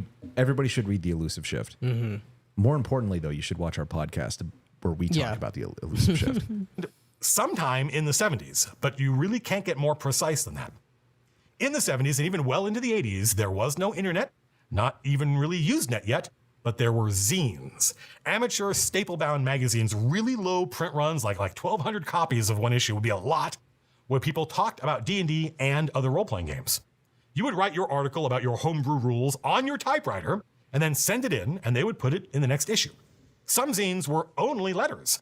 Letter zines, they were called. No real articles, just people writing up their thoughts about how the game was or should be played, and then people writing back in response. You would get these long arguments that played out over months and years because everything was going through the regular mail. Am I the only person completely fascinated by this? No, you are not. That's why someone wrote a book about it. Yeah. That's why he wrote multiple books about it, That's actually. true, yeah. Because John Peterson's Playing at the World, Volume 1 is Yeah, the reprint is available. back in print. Back in print on you're right. Amazon. Much more affordable prices. Yeah, you do not have to pay $250 for that book anymore. You can get it for $30, and we will talk about it. Yep. Well, in The Elusive Shift, you can read excerpts from those original zines and see how all these people were working out what role-playing games were, what they could be, and what they should be. And I am here to tell you, almost every argument or hot take I see on social media in 2024, people were having exactly those same arguments in 1979. Also true. Correct. One person wrote, and this was a major revelation for him and the readers, he said, I feel like I have the most fun when my character is really a collaboration between me and the DM. He was struggling with that idea. It felt new and a little unnatural. That was in like 77 or 78. That statement would have made no sense to the players in 1974, 1975. What do you mean a collaboration? My character is mine. I made them. The referee, the term DM didn't exist yet, the referee is the enemy. I am trying to beat their dungeon. I'm not collaborating with them. Well, we don't really see it. And that was one of the more fascinating things. It was people like defining the role of referee. It's like, it's not a referee anymore because you are the opponent, technically. Mm-hmm. Like, you're not simply adjudicating a battle between two other people. You're not a third party. The fact that all the power rests in the It's like, this guy's hands. What is the relationship here? You know, His bangs entered me against my will. His bangs entered me against my will. Okay, thank you, Perella, for $2. It that way anymore. I mean, maybe some people do. Those folks playing the dungeon game in 1974 were having fun. But I think most of us in this day and age understand that D&D is not principally an adversarial experience between you and the DM. I mean, even in 1974, lots of referees knew their job was to be fair first and not competitive or adversarial, and that's where all this really starts. But I think that dude writing in that zine almost 50 years ago was right. You will have more fun if your character is kind of a collaboration with the DM. But we have to be very careful here. Your DM is not the author of your character. You are the author of your character. Your DM is sort of like your editor, which the more you know what an editor does, the more true that becomes. Another way, maybe a better way. No. It's not that. It's not that. Way of putting it His metaphors are bad. is your DM needs to have an idea of who your character is, and that needs to be pretty close to your idea. And ideally, the DM thinks, yeah, that's cool. Is this any different than like words though? Like you and I need to know, like have generally the same idea of what the word glass means. Like, right. It is not. Yeah, it's not an insurmountable obstacle if I don't know. The angle of the glass is slightly different. Right. And like, here's the thing: it's like the GM has to like your character. He's right. The GM. I do have to know what your character is if you're coming into my game. Yeah. But you have to. This should be very easy for two normal human beings. Right. You should give me an idea that's not insane. Right. And again, matches the tone and the types of people who exist. And you can't just lie to me. Yeah. Like, surprise, I have a gun. Like, that's not that. That's simple and That's easy not how it and maybe works. obvious, but I have seen people show up to the table. And this is not unique to any group. I have played with dozens of different people. I have seen lots of players show up with a new character that really does not make sense in this game or in this world. The DM could not. They already failed. The GM, Shauner says this all the time, and he's 110% right. Vet your players. Yeah. Again, why are you playing with randos who you didn't talk to at all? Right. About the game and about the players' characters before the game started. Yeah, that's the GM's fault. Well, it's everybody's fault, but it really is the GM's fault. This is like where I really strongly depart with some of our friends, where they talk about like open table culture and like building a club culture. I'm like, I will never do that. I will never do that because I have done games with randos and it's terrible. Yes. And I understand you're trying to inculcate a culture within the club, and some people will come in, they'll suck, they won't gel with the group, they'll leave, and you'll eventually kind of cultivate this thing that's like-minded and whatever. I get that. We're not trying to straw man, but my time, and especially my gaming time, is too precious to me to waste on Yes. trying to filter the fucking person who walks through the door in the game shop. If Like, I was still in middle fuck school or that. high school or even college, perhaps, maybe. different. That's a different situation. I'm not doing that now, though. Yes. I will not and cannot do that because it is the fastest fucking way to poison a session, to poison a campaign, to poison a game, to poison the hobby for you. Yes. Like, just stop playing with randos. Yeah. That almost all of your problems come from that problem. This is why this is not our rule 0. This is our rule -1. We've said this before. Choose your players wisely. Right. Imagine this new PC. They couldn't figure out how to make this new character make sense in their world. It's bad for everyone because, wow, I really hope people watch this video. Directors don't want to say no. They want everyone to have a good Which time. is 100% wrong. It's That is fucking stupid. Yeah. That's exactly what it This is what like a director does. Yes, from the perspective of a director on a movie is a creative manager. Yes. It's sometimes you have someone who is the auteur or whatever. They're the person making decisions for at the various department levels and being like, no, we're not doing that. And saying no is probably the most important thing that they have to do. Yeah. This not only is this a bad metaphor, he's wrong literally about the role, and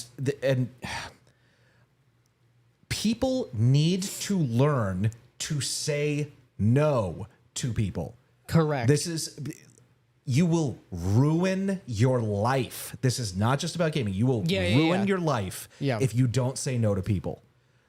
So this is a problem of people's character, your character internally. You need to stick up for yourself. You need to say no. And magically, when you discover this word no, so much gets better. so much gets better in your life. Like instantaneously. It doesn't solve every problem, but it solves a lot of them. Yes.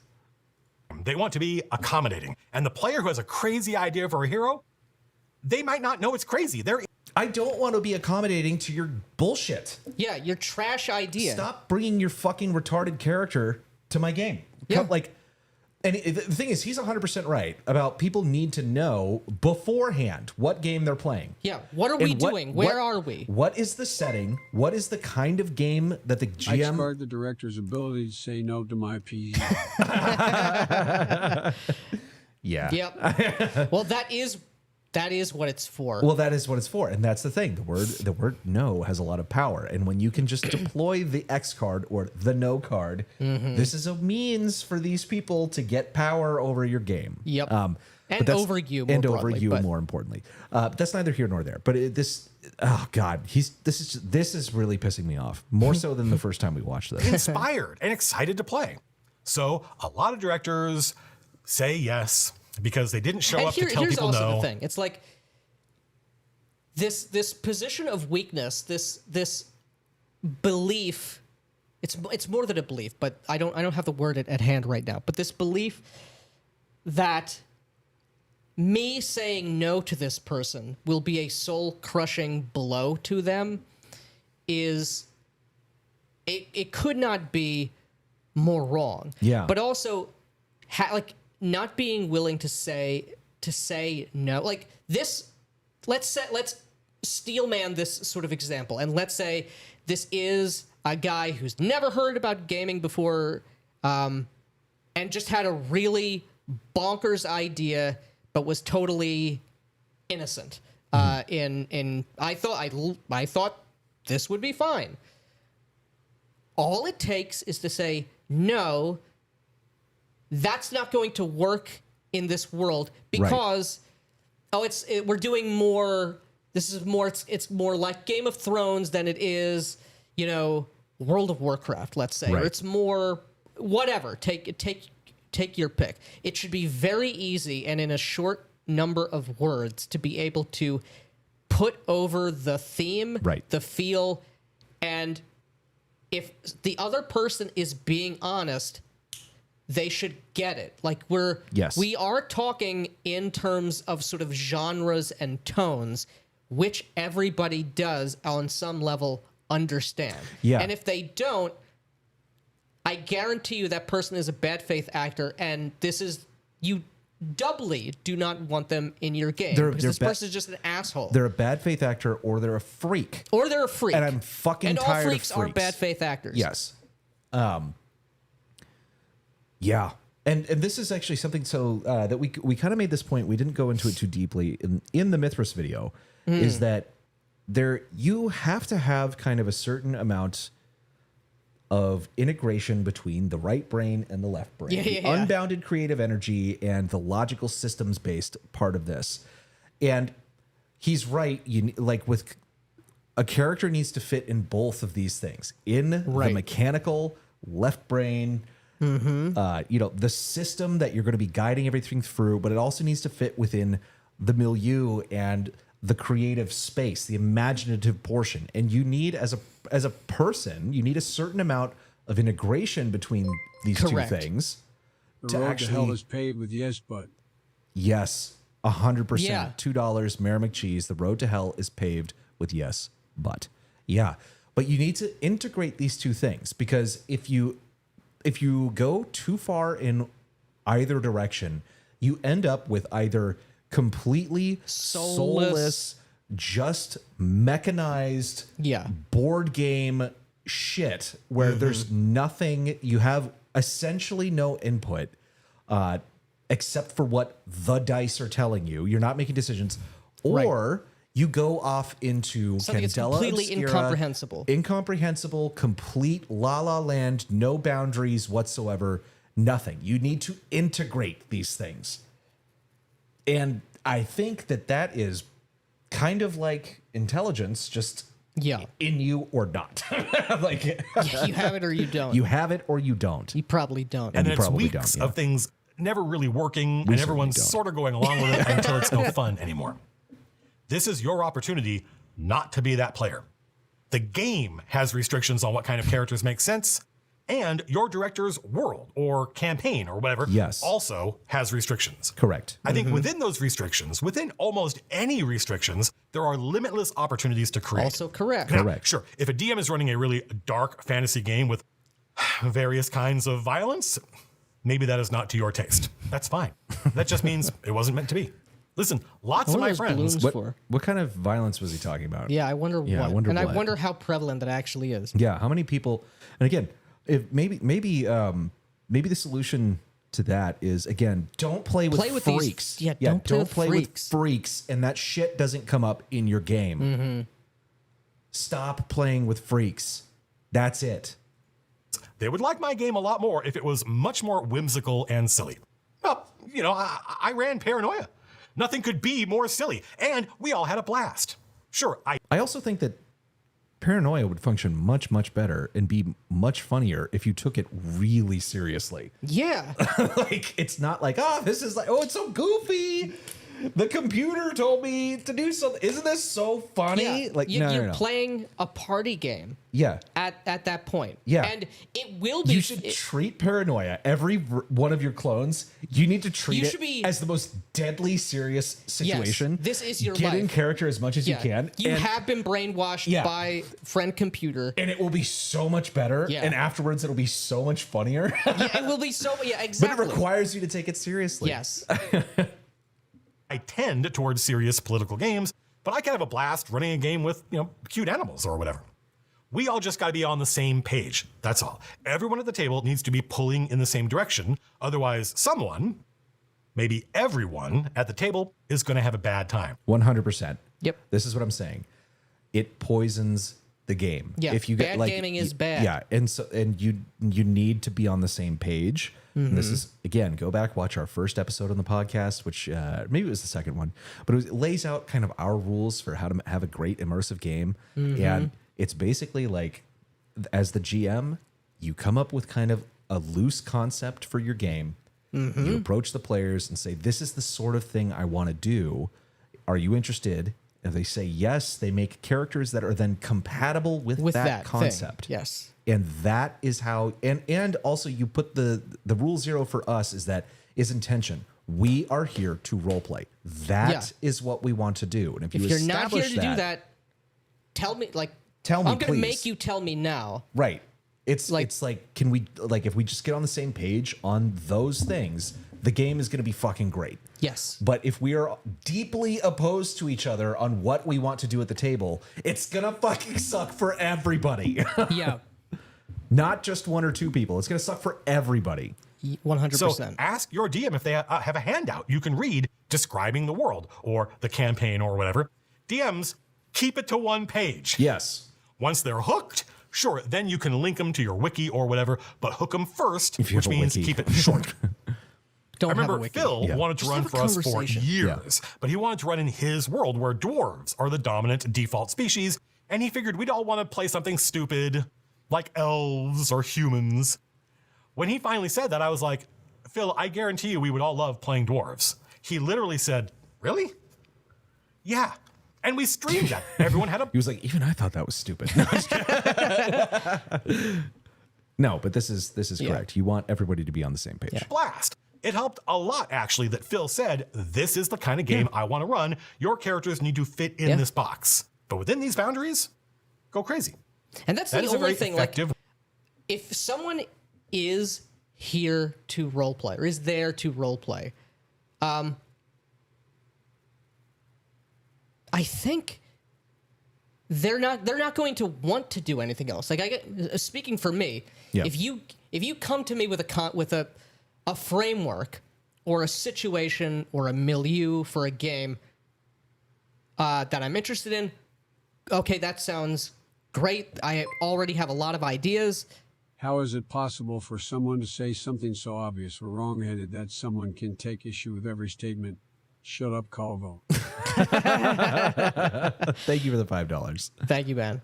But like, I'm only going to want to do something that fits. Like, you're Right. describing to me a river.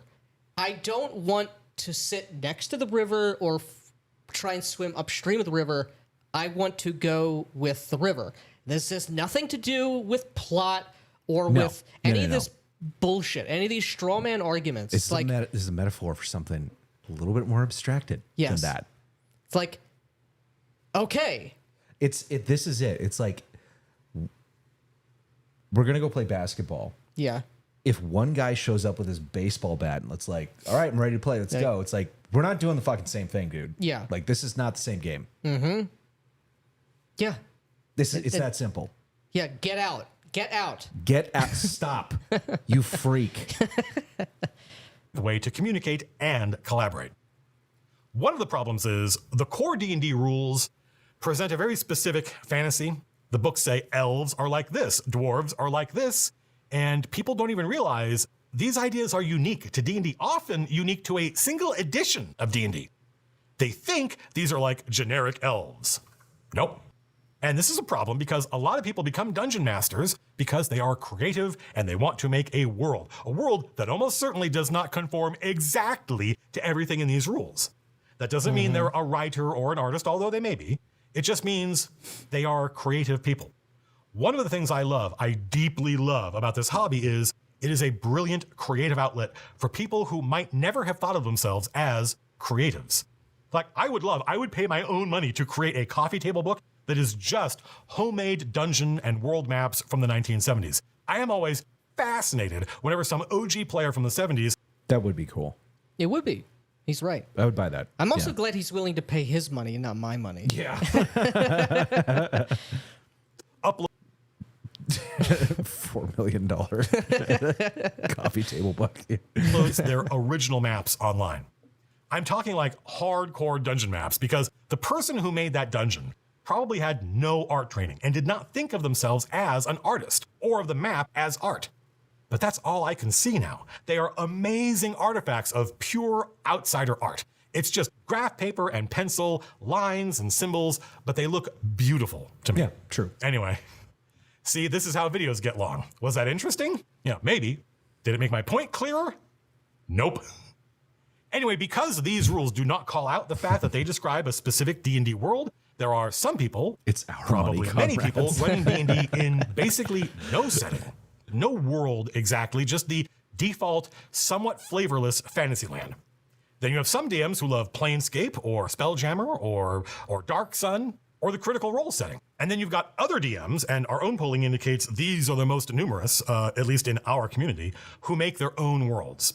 I think the folks in Seattle think this is a good thing. Lots of tables, all running different games. Some are in D&D flavored generic Fantasyland, some in a published setting, some in their own setting, and they may be right. That may be the right way for D&D to go. But it creates a lot of problems because people, even experienced players, if they're new to the group, even if they look through this book, they can't assume the character they're inspired to make fits in with the world the DM is running. And really new players don't know that. Doesn't occur to them that they could make a character that doesn't make sense in the world. But also, He's like, right here, but this is also, it's like, this is a disconnect that a 30-second conversation would solve. But this is the thing. It's like, are these people literally just like, I made a character and I'm just like walking into your house now? Yeah. Like, have we, and like, we This don't really know each doesn't other. We make didn't any talk sense. about this. Like, is this, I understand maybe if it's at like game shops or something. But why are you doing Maybe, that? but why are you doing that? Right. You shouldn't be doing that. You It's shouldn't. like you're willingly putting yourself in a risky or a dangerous situation. Yeah. That if anything goes wrong, extreme it's like danger and high risk of cringe. World. yeah. If you want to have fun, your character needs to fit into the world the DM is running. Otherwise, Yes. there was always going to be this constant static, this friction between you and the world. You and the DM, sure, but you and everything the DM does.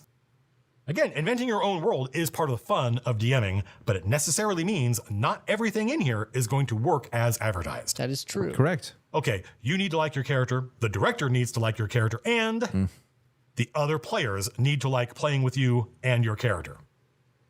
Actually, a better way of putting this is you should not be in the business of annoying. This is also, that part of it is wrong too, because it's like our Axe game right now. We're playing troop style, so everybody has multiple characters. They swap them in and out, like for different sessions. One player is playing a priestess who is kind of a goody two shoes Right. and role plays that very well, and everybody hates it Yeah, the thing because is it constantly causes like issues and problems. right. But then they all love it because it's so fun. Well, the reason they love it is because any character that I, the player, hate,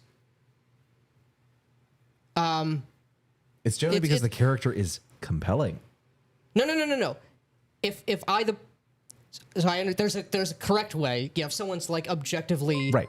evil, but like if If a woman gets forced upon, but the guy says first rule of improve, you can't say no. I guess you have to oblige. Bro, come on. Thank you for the $5 Canadian. What were we saying? if I, as a player, hate a character and hate a character in the way he's talking about, it's Right. it's a shit character. Yeah. This isn't a problem with the character. It is, but I hate the player. Yeah. I hate You. Yeah. because you suck. Like you're just a freak or an asshole. Yeah. You've already failed the other Right.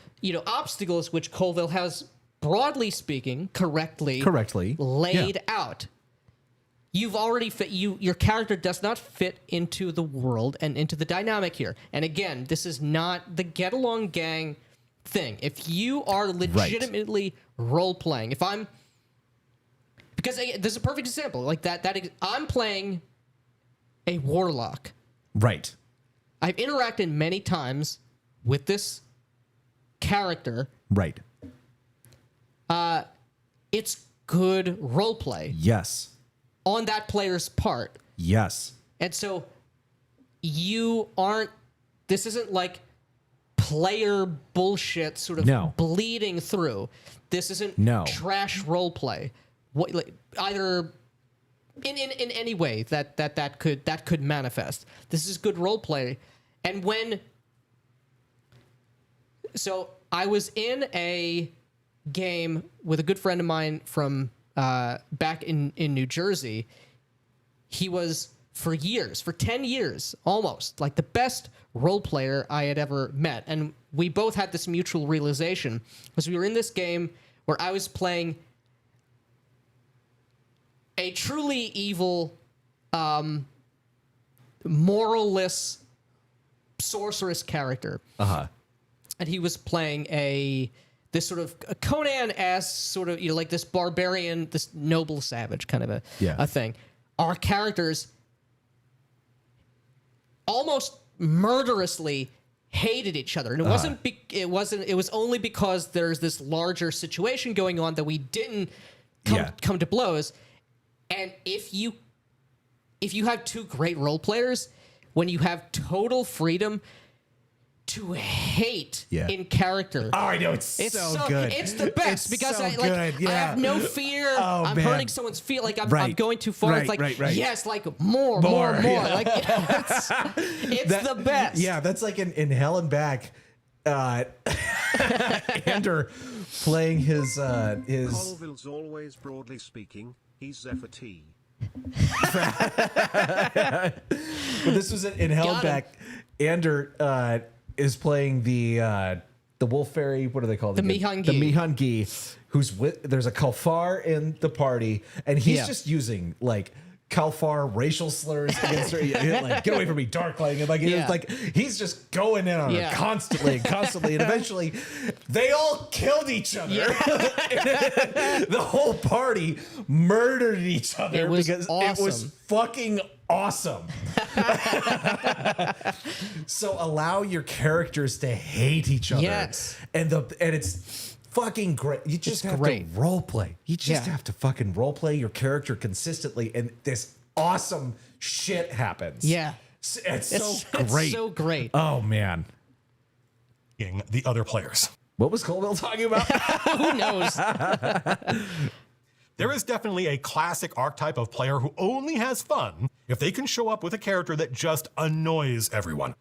I mean, Dragonlance had an official ancestry even just for those. Hashing this out. This Fuck person that person. already Yeah. should be turned away at the first gate. Yes, exactly. Because this is the thing. It's like, if you, how do you get to the point where we now have this character that is so inconsistent with the world? That's How could fucking this have everything. happened? Yeah, it's like, oh man, this has been 5 sessions. Why did you let them sit down? Yeah. Like Gatekeep this is your on table. you. This is the GM's fault. And he's not wrong about the concepts here, but it's like, but people need to stop tolerating freaks. Players, so it's not like this is some obscure problem. These folks usually try to make it everyone else's problem. Well, you can try that, but it's not going to last. They will find a way to play without you. If you decide to make your weirdness, your weird choices. Can we overlay Colville's Young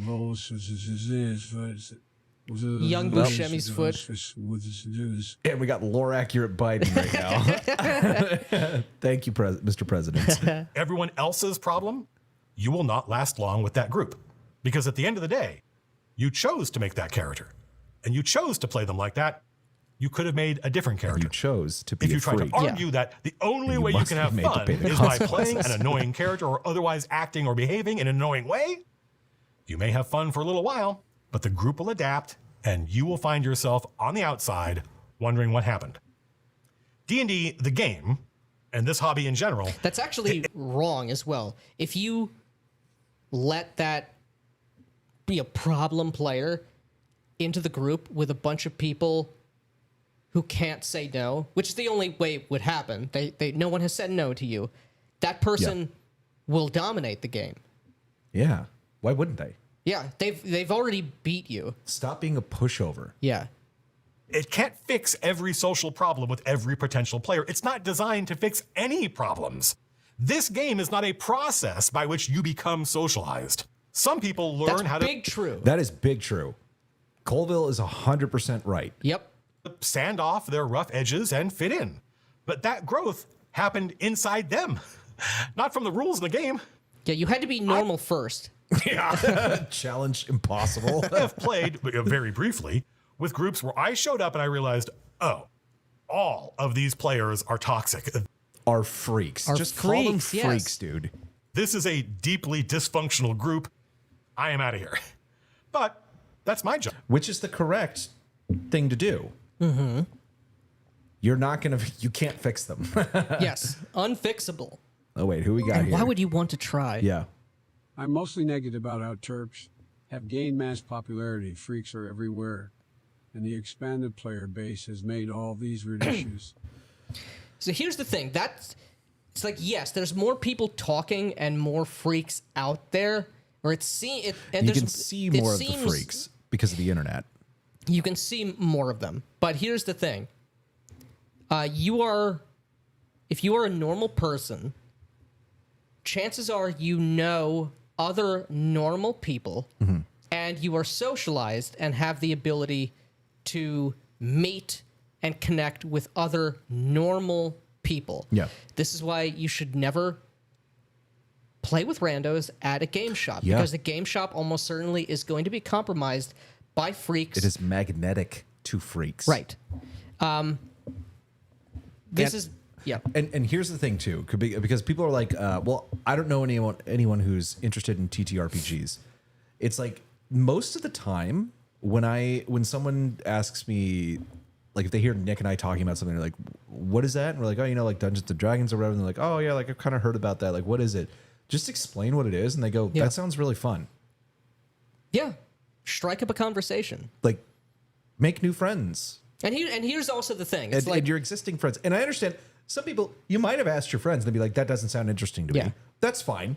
Doors closed on that. You can't force them to play. And you almost certainly have friends who you know rightly would not be a good fit for what you want to do, Correct. which is fine. Correct. But here's also the thing, and this is a tangential point to like don't be weak. It's like, well, I don't want to talk about D&D because that's a nerd thing. I understand where that's coming from, but it's wrong. If you are spending time, money, effort, energy Yeah. in this thing, you should be doing it well and with intention. And if you are doing that, like you should be able to explain to other people. I'd take a smelly nerd over a critter any day. Over like a Critical Role fan. A smelly nerd over a Critical Role fan any day. I don't I'm know, not willing to make that choice. Yeah, that's we got to get a lot more specific on Yeah. the nerd, the But, like, smells, the Critical Role fan. Yeah. But you should be able to explain why you love this thing in Yeah. a way which is engaging to other people who would be open to that. Nicholas Carmago has it right though. Strike up a conversation. Nerds spurg and spill spaghetti when talking to people. That is true, and that is something you can overcome. Yes.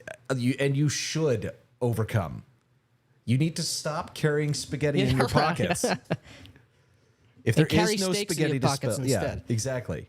That is something that can be improved. Judgment. If they're all having fun, I am happy to leave that group to them. I did the adult thing and I said, this group is not for me. Not gaming is better than bad gaming. If you've never played 100%. before, Yes. or you've never played with this group before, my advice is just ask the other players what they're playing. Listen to what they say. Get a vibe off of them. What do their characters inspire you to play? If your reaction is, well, they're all playing X, then I'm going to play the opposite. Then you're thinking like a problem player. Colossus isn't the opposite of Kitty Pryde or Storm. He complements them. Imagine the other characters are all on the cover of a comic book or a movie poster. What's missing? What kind of character would fit in that picture? The first time I ever played, I was 15. I vaguely knew how D&D worked, and when everyone said, what are you going to play? I shrugged and I said, what do you need? I imagine it's sort of like the old video Male, human, fighter. game Gauntlet. Oh, you got a warrior, a wizard, and a Valkyrie? I'll play the elf. Elf shot of food. Literally, my first experience as a teenager was, how can I serve the music? I didn't want to stand out. I wanted to learn first. I didn't want to learn. That's It's true. that's true. That's the Lurk correct more. way. Yeah. Lurk more, figure out how it works. Mm-hmm. That is exactly the right attitude don't go in and think you know everything and fuck up the game. But also don't be a slave to someone else's shitty game. If you recognize that something could be better, you probably can do it better. Yep. Learn the rules first. I wanted to learn how they played. There's lots of ways you can annoy the other players. Some groups are really into staying in character, so to speak, doing the voice, and maybe you're not. First of all, that's fine. You should never feel pressured to do the voice. Doing the voice is not what makes good role-playing. It can be fun, but I think it's mostly a gimmick. So we talked about this beforehand. It's not the voice as such. The thing is, doing a voice or having any kind of body or vocal change in your affectation is a natural symptom of getting into character. Pretending to be someone else. Like this, here's the example. The last time we played, one of our players remembered that they could speak with animals with their spell, and so they spoke with a lot of animals. Now, I didn't research and practice. Yeah, it wasn't in your voice Rolodex of for the cow and for the vulture that she talked to and for the cricket, the giant boiling cricket. But I was pretending. correct. Well, What a it's like concept. Suri and McKellen, yeah. Yeah. I think about what it would like to be be, the the, wizard. big magic cow, and then I pretend to be the cow. Even right Yes. now, I'm just doing a voice. I didn't practice an accent. Yeah. You know, it's like when I I'm can't. thinking about- if you are going to speak in character at all, I cannot imagine a scenario where you don't imagine what does my guy look like. Yeah. And then when you start talking, you're not going to have some sort of different affectation to your voice. Yeah. I don't even believe that that's possible. I don't believe think- it's possible. Now, it could be the case that you want to get into character, but there's something that's distracting you. But I think 9 times out of 10, Yes. what it is people are unwilling and are afraid to commit to the role play. Because They they're don't- afraid of looking silly. stupid and silly. Right. And you already are stupid. So no, I'm just kidding. No, it's fucking it's so annoying because here's the thing. Now, if you are doing what he's talking about, which is going and like practicing the accent, and I got to do my Or you're doing voice it- acting or whatever. That's not what we're talking about. Because But, most like, of these people who are doing the bad voice acting, they're not role They're not playing. role-playing They're not either. role playing. They're doing a bit. They're Yes, doing a bit, they're and they're doing a doing bit. it. They're doing it for the laughs, and that's it. Right. That is bad. Not because doing a voice is bad. It's because you're shit, and you Yes. shouldn't be allowed at the table. or to vote. It doesn't make your character three-dimensional. It doesn't make you a better player. It's just another style of play. I did a whole video on this. You can watch it here, linked below. So if you have, performance anxiety, so to speak, you can relax. A lot of people are doing the voice, and it's pretty low-quality role-playing. That is You- true. And the reverse is also That's that true. is exactly true. But it's not because of the voice acting. right. It's Also because true. of them. Yes.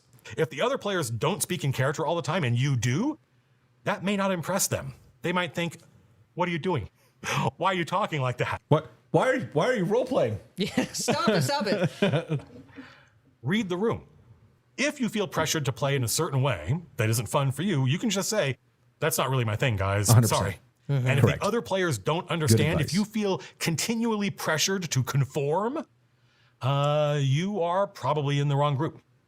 It's just like advice about the game and the director. Yes, these rules constrain your choices. Yes, this director's world or the campaign they're running have restrictions. We need restrictions in order to be creative. Yes, the other players constrain what kinds of behavior and characters are okay at the table. But the good news is there are almost infinite heroes you could make and have fun playing within those restrictions. Usually. Like I said, some groups are perfectly fine playing in a way that you will find gross. Don't try to change them. They are having fun. Just find other people to play with. Now you might think, hang on, Uncle Matt, isn't a good backstory important? What about my motivation? Well, yeah, we may do a video on that stuff, but the fact is, I have seen people have fun with elaborate backstories and motivations and without. I have seen people show up with really three-dimensional characters and be miserable. So sure, those things can be important. Lots of things can be important. But I think first we should focus on what decisions you can make about your character that will make it more likely you and everyone else has fun. The rest is commentary. Go forth and game. I think that's a fine place to end it. Because after this, he talks about the playtest packet's coming out and blah, blah, blah. Like the stuff about the game. Yeah. I don't- The subject of the video The shit I don't is care over. about. Yeah. The subject of the video is over at this point. All right, switched Sorry, on back. your retention graph is going to tank because of us, Colville. And let me get our chat back. Oh, yes. Boom. All right. All right, we're back. Table Runner Crispy, good to see you. I don't like the director label. We talked about that earlier. Yeah. Yeah. I think Crispy was there for all or most of the video, but yeah, we agree. That is a terrible term. Terrible term. Why the fuck my music not playing? Yeah, what's going on here? There we go. There we go. Okay. Portrays the evils of society. MCEWW yucky. Thank you for the $2. Thank you, man. Anyway, yeah, we got a little bit fired up tonight, which I think It's fair. is fair and it's fun. It is. And as long as you're having fun, that's all we care about. As long as I'm having As long as fun. I'm having fun, yeah. Anyway, we let's see here. Yo, freaks existed in the 70s and played D&D too. Yeah, 100%. I believe it. There's always been freaks. Yeah, but normies are the ones playing with randos. Ugh, normies. Yeah. Don't be a normie. Yeah. Be better than that. I mean, let's not pretend that freaks just entered the hobby after Critical Role. Nerds and role players had a bad reputation for decades, and it wasn't all undeserved. Yeah. That's 100% Big time. true. 100% true. The RPG Philosopher here on YouTube recommended it, and it's nothing but toxic abusiveness. I highly recommend you not use D&D for therapy. Yeah. You should not do that. You shouldn't be going to therapy. That's correct. Come on, let me scroll. There we go. Matt stole that line from you guys, lol. Which line? Which line? Let us know which Let line. us know so we can add it in our subpoena. Yeah, exactly. Preserve your records, Matt Colville. He's right. We do not need X cards. Your ability to leave the table is what you need. Yeah. Yep. 1 out of 10 people are actually worth playing with. Oh, it's way less than that. way less than that, Way man. less than that. Yeah. Makes it tough, but can be great when you get enough normal people to make the commitment. Yep. Correct. It's worth it. Yes. Bum. I don't do voices either, but I can roleplay. Correct. Colville knows about performance anxiety. Maybe. I don't know. I want to. So, Crispy also meant in his next comment, don't ruin the role play with a bad Scottish Yeah. accent. So, I understand Crispy's awesome. I understand what you mean by that, but from my point of view, doing a voice is more than doing an explicit accent that you were trying to mimic, possibly poorly. I think really even in the 4D roleplay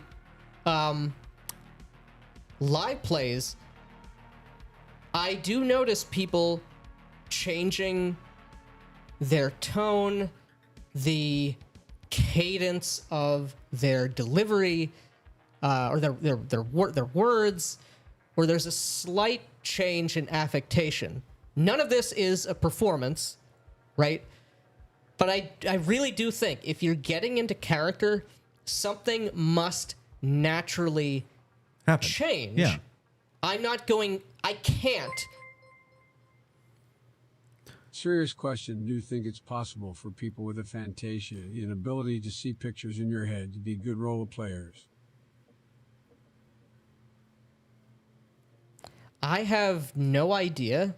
I don't know. It's Speaking as a doctor, I think that And whatever comes out of his mouth is medical advice. that's true. Yeah. I would imagine that the tendency would be not favorable. 'Cause Yeah. I think there is probably something about internal visualization. I don't know if it's impossible. I'm sure it's not impossible, it's- but I it's think it would trend towards no rather than yes. But I don't know. But yeah, I agree with that. It would trend toward no, but I'm not sure because I do have a friend who has mild aphantasia. Like when he reads a book, he has a very very difficult time visualizing characters. If he sees a movie that is based on the book, instantly he's like, okay, I can see everything now when I read it. Interesting. Yeah, like if I can see like someone else's visualization of this first, but there are people who just can't visualize. I don't understand it. Like It's a completely alien experience. It's a completely alien experience. So I don't know, but I do know that that's people with aphantasia. Like we've had people because we've shit on minis before, and people are like, "Well, I have aphantasia. Like I need the minis to like know what's going on and everything like that." That's fine. I'm not going to tell you not to play role playing games. But I don't know the answer to that question. That's an interesting topic. So Yep. Who maybe- knows? I don't know. Thank you for the $5. That is an interesting question. That is a very interesting question. I'm not sure. Voice conveys tone for the situation. That's important info for the situation. Correct. Yeah. Yep. Tone, cadence, mannerisms. Yep. But the thing is, it's like you don't have to like think about it. It's like it happens and it will develop over time.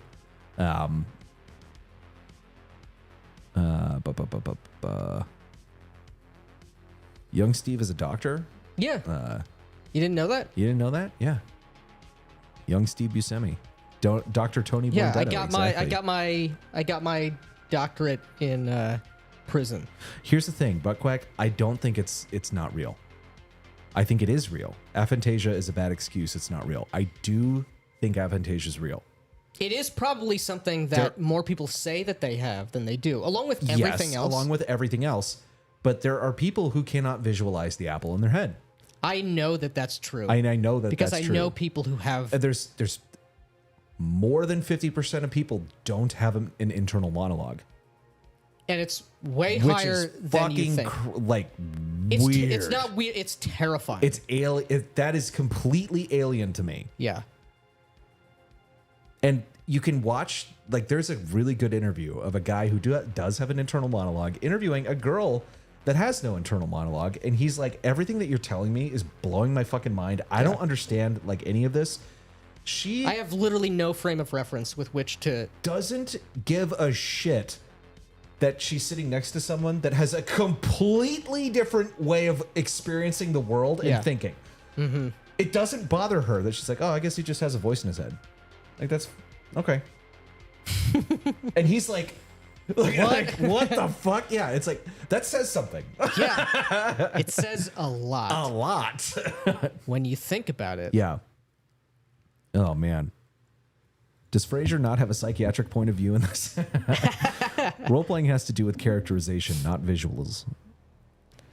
What was that? Role-playing? I don't know. Imagination it's everything. It's the sound. It's the images. It's the whole fucking picture.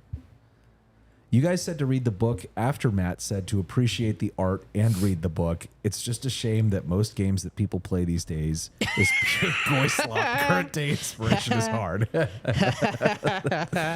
Nope, that's not fine because aphantasia isn't real. It is real, dude. It is real.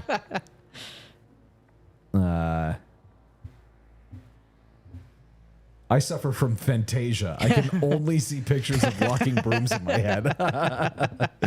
No internal monologue, so that's where NPCs in real life come from. Yes. Yeah, a lot of them. I've used voices for characters from different empires, which worked well to differentiate. Yeah.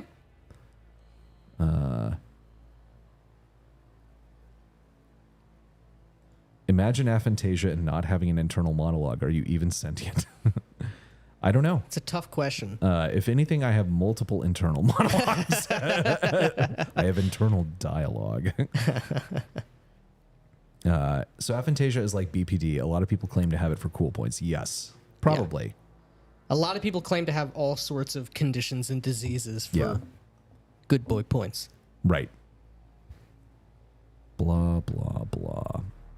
Well, guys, it is, we started late, but by 1 minute. Thank you.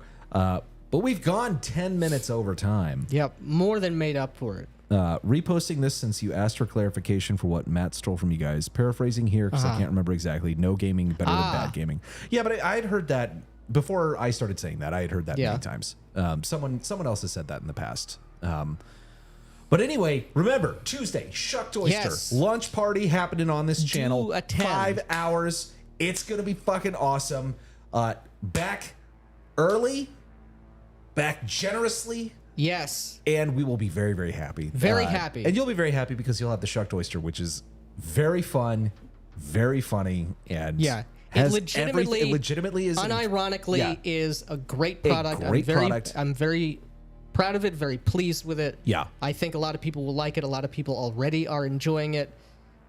It's People who are playtesting it. It is legitimately great. We have poured our hearts and souls into it, and it's an encapsulation of everything that we talk about on this channel. Yep. So, And it's going to help fund all of this and our next thing. yes, exactly. So anyway, thank you guys. Have a good night, and we'll see you on Tuesday.